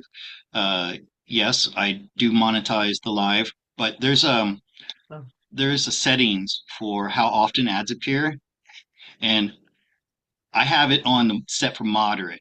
Like I could have it set for like every 10 minutes you got an ad. So it should be like every 30 minutes. And you should be able to skip those ads. And if you want to watch it ad free, uh, I'm posting these videos to um, my Patreon channel, and for like $3 a month, I think that's what I charge, 3 or 5, I can't remember. I have to go in and check. You could watch them ad free there. Um, and so, yeah, I hope that answers your question, Serena, mhm. about the ads. Sorry about that, but I deserve to get compensated for my time and work that I do here. I hear you. Oh, and that reminds me, I had last month was really good. I did a lot. I was doing a lot of videos. I told you last month I just had this surge of creativity all of a Ah, sudden, and I've got like 400 over 450 new subscribers. Thank you guys for wow. subscribing. Thank you to Yay. Janine Morjo for putting me out there and getting making you aware of me. And it really made me, that motivates me to want to do more, you Mhm. know. So Well, I you've done just the want same thing to, for me. Because of this, you've helped bring, subscribers over to me. So, I can say the same thing. So thank you, great, Scott. great. Thank you. All right. Do you have another Okay, question? so no, Okay. Well, I have one from Kickin' A 874. Kickin' A 874. It says, when you say that we were in a terrarium, I thought the dome was gone. Well, I already answered the question about a dome, but what we are inside of, even whenever it was ice, is a type of terrarium. Okay, because mhm, it can make its own clouds, it can make its own humidity, just like you would see in a normal terrarium. But we are in a very massive one that's 100,000 miles around. We're in a very, very massive one. But yes, it is like a terrarium. So I hope that answers your question, but because we are inside of a bubble, a dome, it's going to cause the concentration of heat or humidity and stuff like that, especially whenever you can add heat to it, like they've been doing with this fake sun. So, and then people are like, well, if that's true, then how come we're not just normal now? No, you can't just, flip the switch on people because their body temperatures and their bodies, period, can't handle that drastic change. So we need to be considerate of that. So everything's staying like it is, but it is the planet itself, they are promoting it to be a little bit more cooler for us. So even I've noticed that, I'm already in August here and we haven't hit no 120 like we did last year. I thought I was going to die mhm. last year. I'm not kidding you. My light bill was, close to $600 to $700 a month for two people. Two people. So I'm like, that's insane. And now this year it's not like that. And I'm very, very thankful. Thank you, Father, Mother God, and everything else. But I mean, and that's just ridiculous that it got so hot that my air conditioner couldn't keep up with it. You know, that's insane. That's what we had. You know, I saw that happening in the States during that time period. And I think, wow, that's worse than what we get here in Thailand. But then our hot season, which starts in March, Hmm. was record breaking. And I've been here 20 years. My wife is born here. She's never seen it that way. It got up to 106, 105, 106 with humidity. It was like 120, feels like. And I mean, it was almost to the point where it was unbearable. And my air conditioner didn't do anything. That's why I had to put the pool up outside. And the pool didn't work because the pool got hot. And like it's like you're sitting in a stew. Ain't no But lie. now the rain, and by the way, that was because of El Nino. That was an El Nino year and a really bad one. Now we're in La Nina. And Mm, now all of a sudden we have this rainy season. It rained the entire week last week, all week long, and the wow. temperatures dropped. I've turned off my air conditioner a few times, slept without the air conditioner on a few times. Yeah. So, like you, I am grateful for this break. Yeah, Thank you because very we've had a much for lot of this. rain here too, and that's definitely kept it cooler. I could definitely Mhm. appreciate that. These evening storms. About a week and a half ago, I actually had lightning hit a tree right outside of my bedroom window. So yeah, that scared the living crap out of me. I wasn't expecting that, but I felt bad for the tree. I went out there and hugged it and everything else. But I still have pieces of branches that needs to be cut off by a chainsaw. But yeah, we've had some heck-acious storms over here, and I enjoy the light show, but I'm more beneficial. I mean, I'm more appreciative to the temperature dropping. So and my air conditioner's not trying so hard. And I also put like well, I don't have curtains. I've just never been a curtain person. I guess you can tell from the one behind me. I'm not. I think to me it's silly to put a dress on your window when you can just simply put a blind up there. Okay. I'm not that girly. Okay. But I do put blankets up over the windows and stuff like this here during the summer so that it insulated. So whenever the air is running, it's not seeping through all those little bitty holes, getting out. But I do that, and that does help. So you can use egg foam to do that too, my brothers and sisters. It's cheap. Pack it up. Mhm. You can insulate the inside of your house and help to keep it cooler. Oh, I also wanted to expand on the dome and the terrarium and what's Mhm. outside. So, there's a medium outside of our dome. Um, I believe it's a kind of water. Okay. It's plasma. And It's it's the eth. fluidic. Yes. Yeah, Yeah. it's fluidic. Okay, that's a good way to put it. And if we didn't have the dome, all Mhm. that water would be pouring in. Mhm. And supposedly that's how the flood from the Bible that is worldwide and every culture has the story of the flood, that the openings were allowed, I don't know who did that, to allow the water to flood in from above and below. There's water below too that came bursting up from underneath. Right. So we do need some kind of barrier out there to separate us from the liquid ether that's out Right. there, the That's medium. liquid ether. Yeah. Well, whenever it was first created, it was like a towering event that this water just comes up over. It's like everything sunk and the water came up over at the same time. And because that barrier was put there, it put us like inside of an ice pocket. Okay. It was frozen so that Mm, we wouldn't, die from right. the water. But I do know that the Arcturians, the Andromedans, the Arcturians, the Lyrans, and Centaurians is the ones that helped put it up because we were that contaminated. And they seen it like a T virus, the most ultimate Hmm. virus that you can think of. That's how they perceived it. So they encased it. God encased it.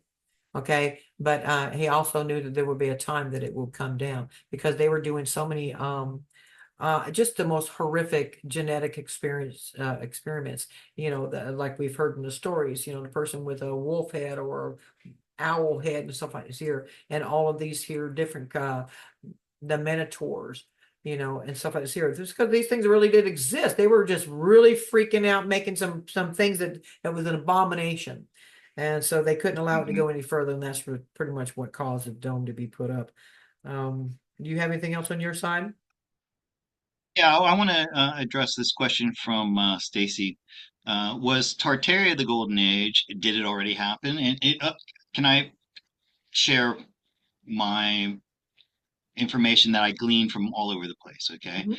Um, Everything is cyclical, right? It goes in these circles, and the Earth, and I've gone from believing in the solar system to not believing in the solar system to back to believing in the solar system again. And the Earth is moving, our sun and our solar system is moving through the system, and we periodically pass through the photon belt.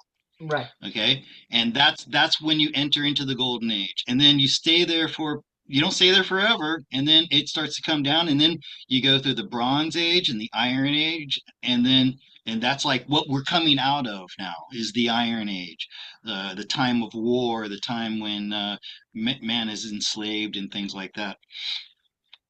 And so did it already happen? Yes, it's happened before, and it's happening again now. right. Now, does that did I get it right, Alisa? Well, inside the photon belt, nothing, absolutely nothing negative can be in that photon belt. And it's 2,000 light years across. Okay, we're going on like a roller coaster. It'll take us 1,000 years to get to the top and then 1,000 years to get to the bottom before we pop out the other side. And while we're in that stage, that is the golden age. And yes, whatever star comes into the photon belt, I call it like a galactic star wash instead of a galactic car wash.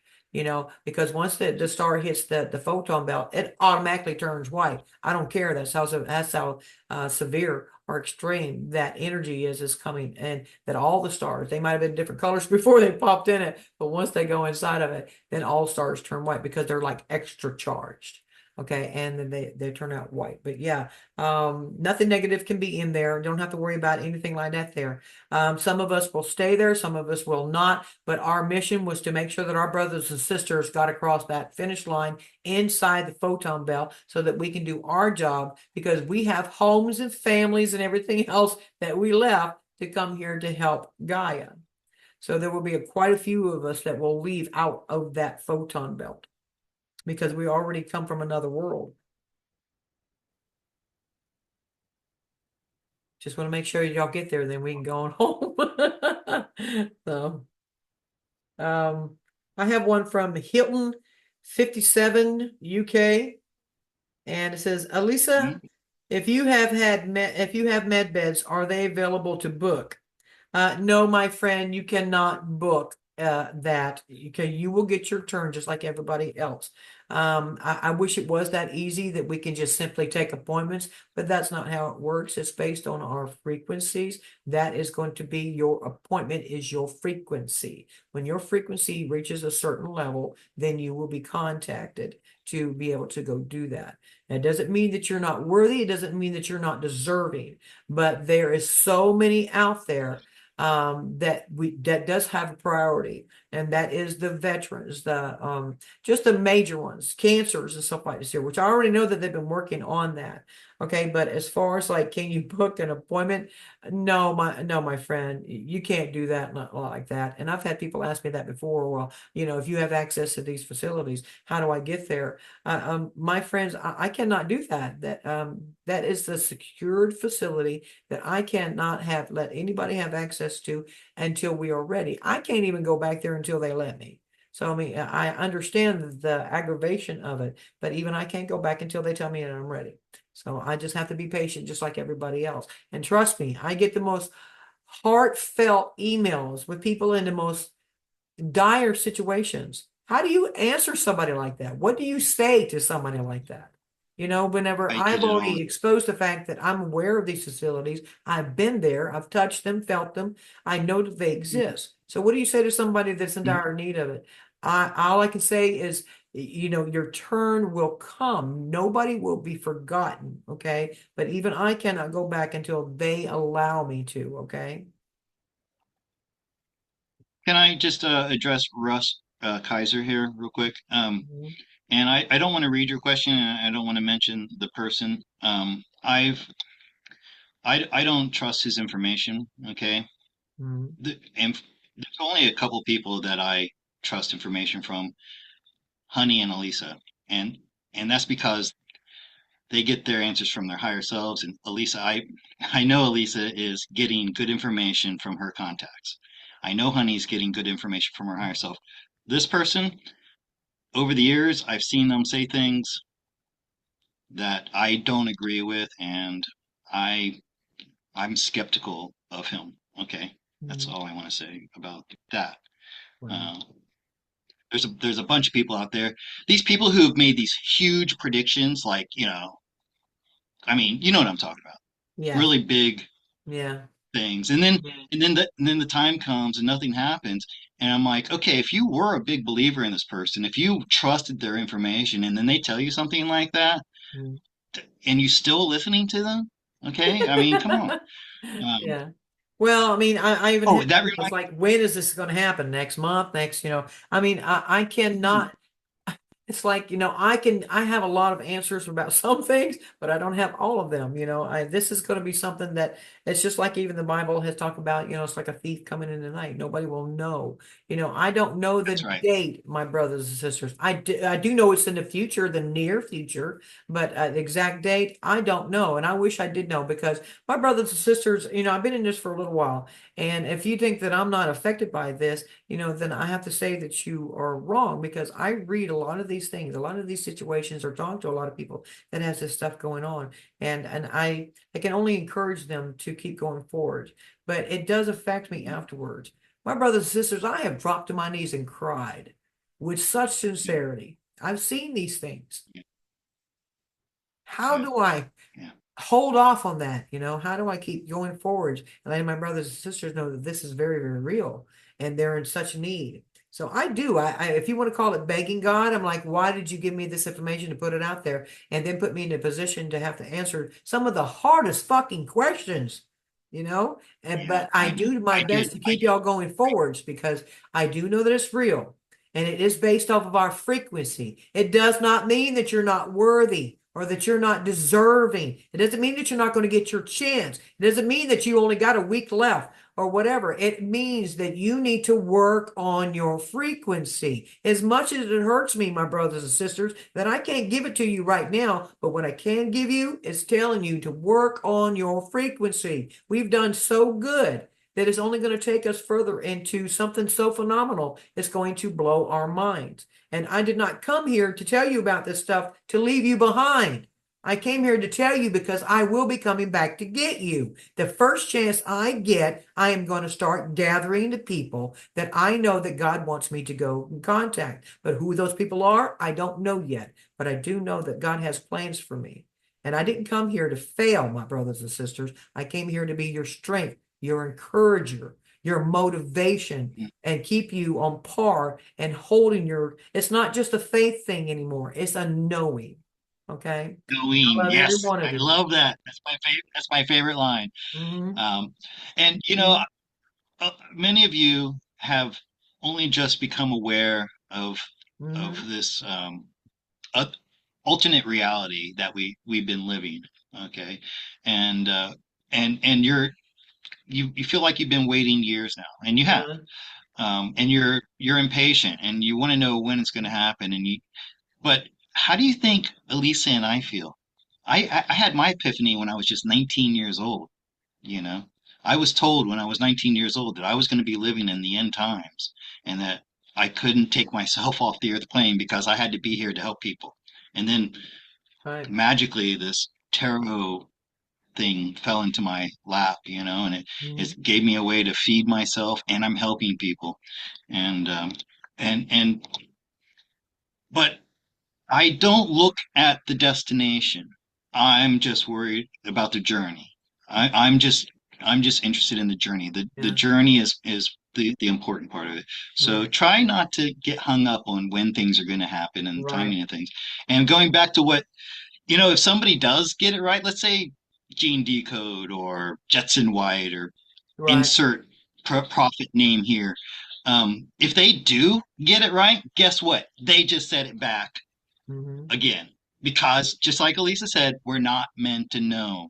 Right. Okay. So these We're people who supposed are to giving these know to work on prophecies, ourselves, not just focus on that and nothing else matters. Because as long as nothing else matters, you're not getting anything done. You know? So it's so nice people to need to think of stop. and know. I guarantee you it's in the future. Okay, that much I can do. I can definitely guarantee it's in the future. Okay. And we all need it to be My here and one, now. I have family members myself. Some of them, unfortunately, it seems like, they are close to that, that death thing. And trust me, I have these discussions with God. Why is it you allowing me to know this information? And yet I'm seeing this and I can't help physically right now. And God said, it's not on you, it's on them. Okay. I can pray for y'all all I want to, but I can't raise your frequency. You have to do that yourself.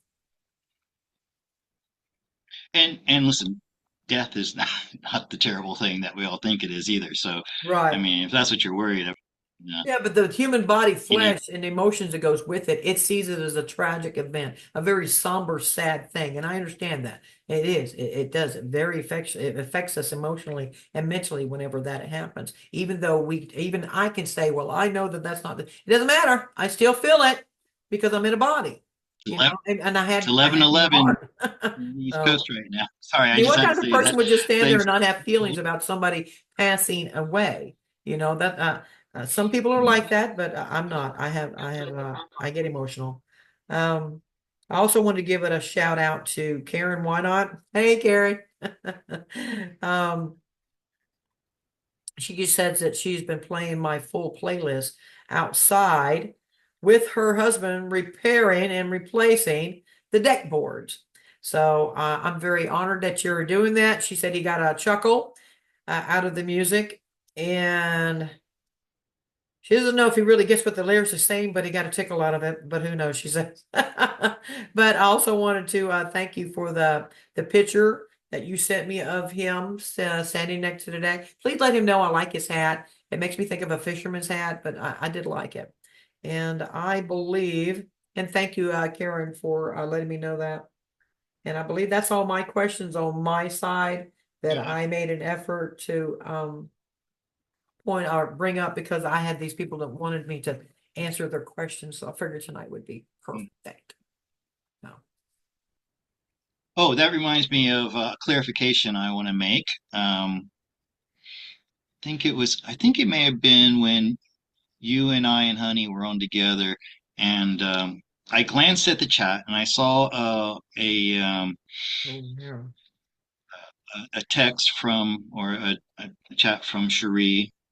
Oh, this was back in June, and all I saw was when the July event happens, and I thought she was quoting one of those prophets like I was talking about, and I said what I always say, and I'm sticking to it. Uh, Whenever somebody says such and such is going to happen, the sun's going to explode, zombie apocalypse, whatever it is, I Yeah. say no, it ain't. And she said there was a July event. I said no, it ain't. I didn't know she was talking about intel from Phil G. Okay, Oh, so I have a synchronicities with Phil, things that I've done in my cards. He said like verbatim. It was so freaky. It was when the Georgia Guidestones blew up. By the way, that was not somebody with a bomb with a boom boom. right. That was an energetic. What I got that was our collective energy formed like a laser beam that blasted it and destroyed it. And that was a marking. What I said was this was the beginning of the end. And then Phil G said exactly those words. That blew me away. And I also did cards on Gene because I wanted to know if he was for real. And I got that he's authentic, that he is the real deal. He does get real information. So, Cherie, I apologize to you because I didn't realize you were talking about intel that was coming from Phil, and he called it, by the way. Okay. Um, he what happened at the rally in Pennsylvania. He called that, and I know a lot of people hate on Phil for whatever reason, but I can tell you that my cards say that he's with the alliance and he's the real deal, and he's a good guy. He has a good heart. Good. Okay, Good. um, so I want to clear that up. that Cherie was right, and Cherie has. I've learned to trust Cherie. She gives me good information all the time. So I know you're not here in the chat now, Cherie. I think, but when you watch this, because I know Wow. you will, thank you for Yeah. all your support. Absolutely. Thank you. I definitely want to give a shout out to Stacy for one. You know, she's such a your mod. And Casey Mom, I see Art, that, yep. yeah, I see that Golden Arrow is in the house. Hello, Nora. I love you, my friend. I love you, my friend. Hello. Hello. Yeah, And she typed in 1111 right at the hour. I love that yeah, angel number. yeah, me too. I get that quite Oh, often. Cherie's there. Hi, Cherie. Hi, Cherie. But Russ, I think that's funny that you got blocked off of several channels for standing your truth. But yeah, the mission is to to get the word out on the importance of living in at least 51% of service to others. So thank you for putting that in the chat, my friend, because you are correct on that. As long as you got 51% more or more of love and of service in your heart, then you will be joining us, but they still need to try to raise their frequency. Yes, I don't want to say that they're last. That doesn't sound right, but the higher frequency ones are the ones that's going first, and then the others will have their turn to raise their frequency and come and join us as well. So, because once they see what we're doing, then they're going to come and running. They're going to want to raise their frequency. They want to, do whatever they have to do to be able to join us. So, and I think that's great that you brought that up. And good for you, Russ, for Right. Good for you, speaking your Russ. mind, speaking your truth, regardless of what the masses are saying. Because this happened to me a lot too, especially Yeah. in the flat Earth circles. Because a lot of the flat Earthers say some really stupid shit. Okay, Yeah. Yeah, and well, then and I do know a lot about science and astronomy and the stuff. So when they would say stuff that just made no sense at all, they would call me a troll and they would block me and whatever. So yeah, always speak your truth and don't give an F absolutely. what other people think about Um, Michelle asks, Aloha, my sister. Do either of you you. have any tips on improving animal communications? Absolutely. Hmm. You look at your animal and you Hmm. focus on their third eye, just like yours. Now, you can talk very gentle to them. But that's like a beginning part. You can try it without speaking any words, but whenever you can speak to them very softly, that's a start. And as you're doing that, just stop and keep it going in your mind, and you stay focused on their third eye. You can also put your hand on their throat where they would be speaking normally.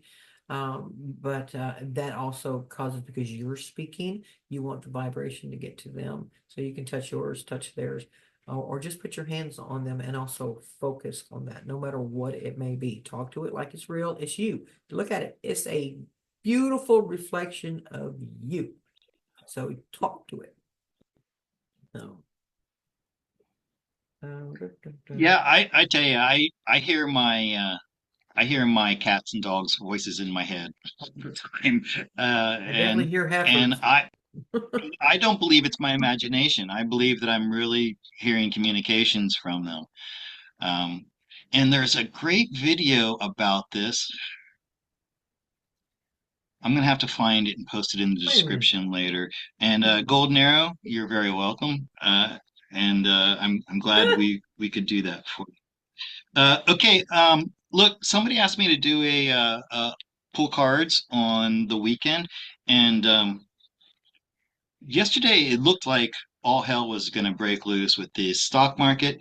I, I don't know. I'm always very skeptical of the information at first, so I have to see how it's going to play out. But All right. Alisa, allow me to pull cards Yes. for the week, and this is for the Okay. collective, for Okay. all those who are Okay. listening now and will be listening All in the right. chat, Well, I'm going and to those give of us who are a while week you're doing away. that, I'm going to give a shout out to my friend, Joyce White. Hello, my sister. You need her to come home. I've been sending her a message. She's on vacation with her family, and she told me she was feeling a little out of place because things are just not like it should be for up there. But other than that, Joyce, I love you and I miss you, my friend, and you need to hurry up and come on home, okay? Right. Let me see. Wow. I'm Thank you, getting Tammy, all for your kinds of. your nice words. I love you too, my sister. So Oh, I love this. I love my job. yeah, somebody asked you to pull cards for Okay. the weekend. Is that what you're doing? Well, I extended it for the week. Okay, Okay. so this is for this week, and there's nothing Thank you, specific Tammy. about the week, but it's this atmosphere that we're in right now. Let me explain it.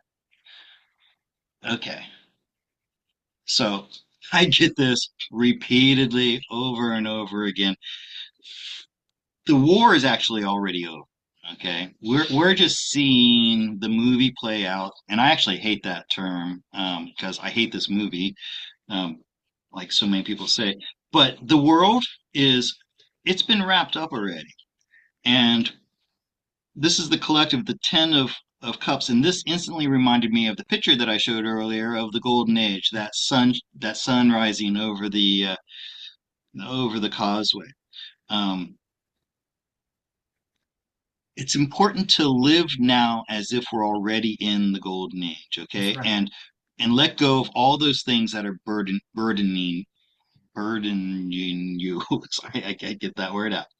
It's important that you stay grounded.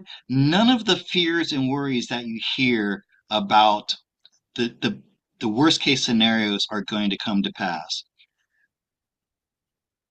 We are all creating this together. This is a co-creation event, so it's important that we all keep our frequency high, stay grounded, and once again, here's my end of October, early November card.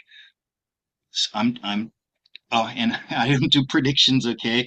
But we're gonna see something very substantial happening in the money system at that time. And I get this over and over and over again.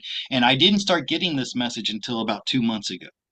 And once again, the universe wants everybody to know that look, all the heavy lifting's been done in the past, and they've wrapped it up, and what you're seeing now is just the mop up and the movie playing out and trying to get people to wake up from the illusion that they've been under. Okay, Right. so I know I said this for the week, but the universe sometimes has to give us a message that is more important, and this is to let everybody know Mhm. that you just need to hold the line. Like this guy, he's holding the line. He's he's loyal and stalwart in his support for these guys, the Alliance and the White Hats. And none of the fears and worries that you have about possible worst case scenarios are going to come to pass. There's not going to be another V word that's going to, shut down everything and take out millions of people. Um, so that's what the universe wanted you to know. I know it's not for the weekend or for the week, but I think it's important that we know that this is all coming to an end now. Okay. Right. And you're going to know it when this birthright wealth Hmm. is returned to us. That will be the solid evidence of proof that you've all been waiting for. Exactly. Okay. So you'll go from that point of faith and belief to knowing. The knowing. So Exactly. important. Yeah. Exactly. Okay, well that's gonna wrap it up. Um, why don't I play your entire song "Unshaken" to take us out? Absolutely, my friend. That'll work. And Okay, I did let me want to find it. give a shout out to Deborah Steiner. She has been really, really wonderful. She sent me information to help me with my son. She's a nurse, And so, Deborah, thank you very, very much, my friend. Your information was very valuable to me, and I did follow suit in some suggestions that you gave me. But thank you for taking your time, my friend, to help educate me on some things that I needed help with. Okay, so thank you, Deborah. I appreciate it, my sister. And my son is doing better. He's not there yet, but he is doing a lot better. He's at the tail end of his antibiotics. They had to start him on antibiotics again, something a little bit stronger, but now he's at the end of that, but he's doing a lot better. So thank you, my brothers and sisters, for all your emails that you sent me on suggestions and tips and what to do, and showed me that you really, really care. So thank you. Thank you very much. Okay, well, I'm glad you gave us that update on your son. I was concerned about him too. Okay, so I'm going to play us out with one of Elisa's latest songs. Thank you, Cherie, by the way, for the super chat. And um, yeah, thank you. And make Did sure I you turn the miss volume up, somebody? Scott. The Yeah, last time you were okay. doing that, they were did a All right. little low, and this was worthy of having some. All right. Oh, and just real quick, So, like Sunday, I definitely have another rock one coming out, and it's definitely amongst my favorite. And I hope that y'all enjoy it. Okay, so Sunday, and it's called "Guilty as Charged," coming out Sunday. okay, and this one is Unshaken. Unshaken. And Oh, tell, what? yes, Oh, I was going to say that, go ahead. people are talking about rock. Please go over to my channel and look for a song called Army of God. Okay, that's like the ultimate one. It was the fourth one I written. So please look that up. And then, Guilty as Charged is coming out Sunday. And then here is Unshaken. And I think this here will speak for all of us. Just stay positive. So, but yes. All right, and if there's any problem with the audio, tell me in the chat. Okay, Okay. here we go. This is Unshaken by Alisa Scott.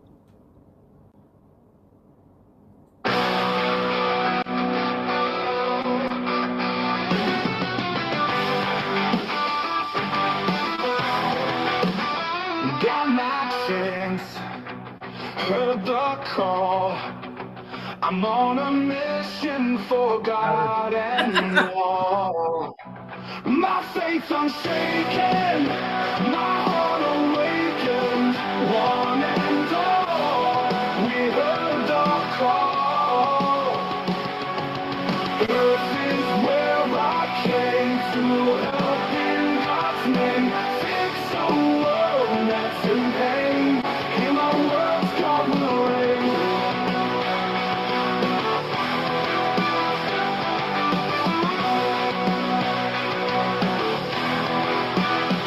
In this world, we will win. We fight for all, we are eternal king. My faith unshaken, my heart awakened, one and all. We heard the call. Earth is where I came to help in God's name. Fix the world that's in pain. In my words, God will reign. In this world, we will win.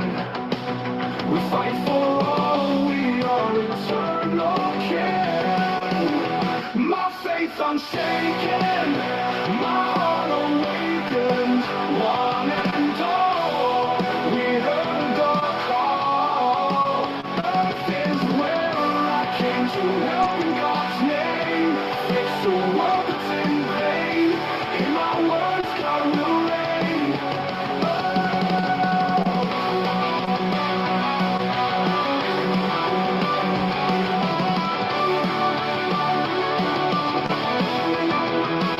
Earth is calling, we can hear to pull this world right out of fear. My faith unshaken, my heart awakened, one and all. We heard the call. Earth is where I came to help in God's name. Fix the world that's in pain. In my words, God will reign.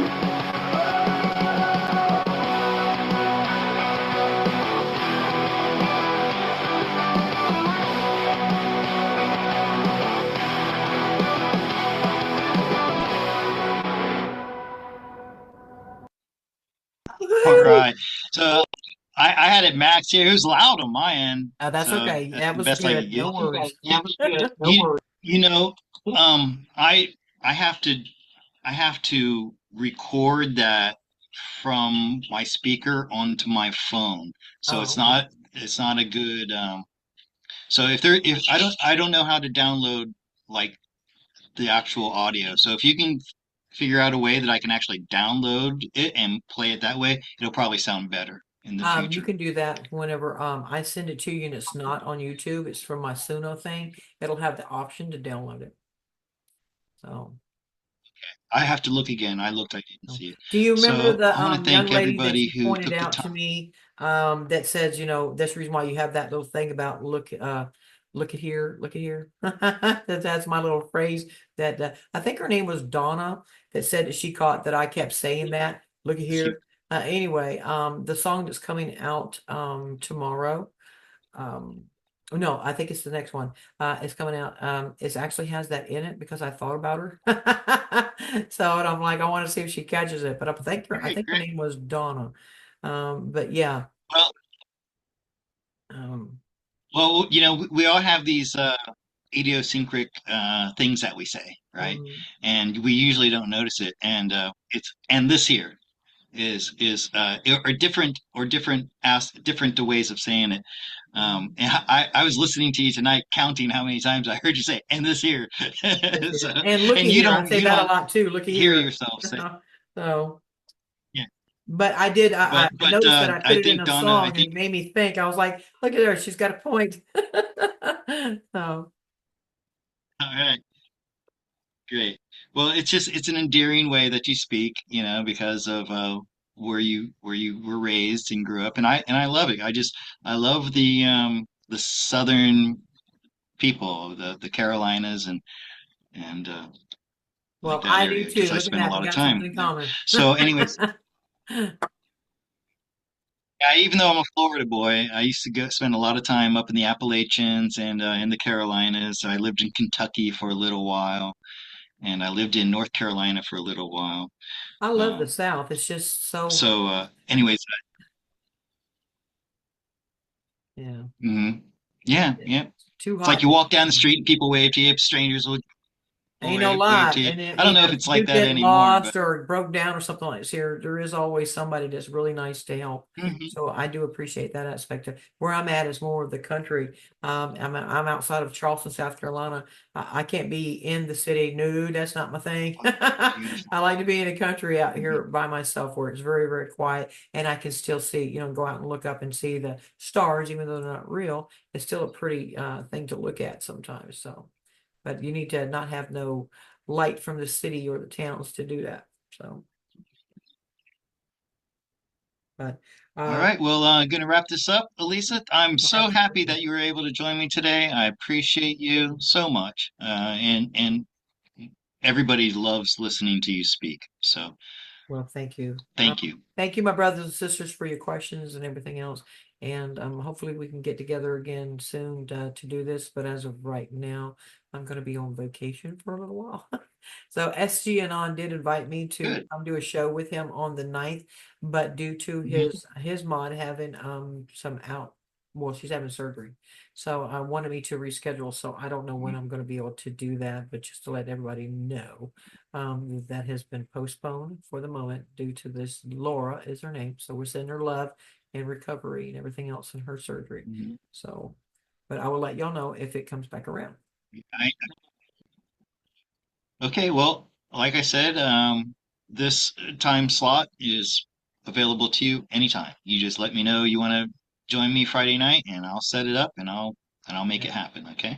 Thank you, my friend, and thank you for inviting me again, Scott. I do like your company. I like the way that you definitely get me to laugh. So that's always a good thing because I do like your humor. So I mean, a lot of the people that I have spoken to, they're not as relaxed as like you are, more casual.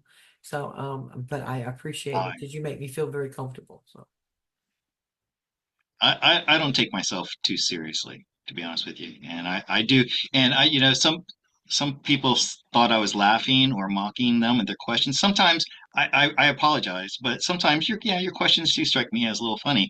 Um, but please don't take offense to that. It's just my way. All right. Good night, everybody. Good Good night, night, Alisa. Have a wonderful everybody. evening.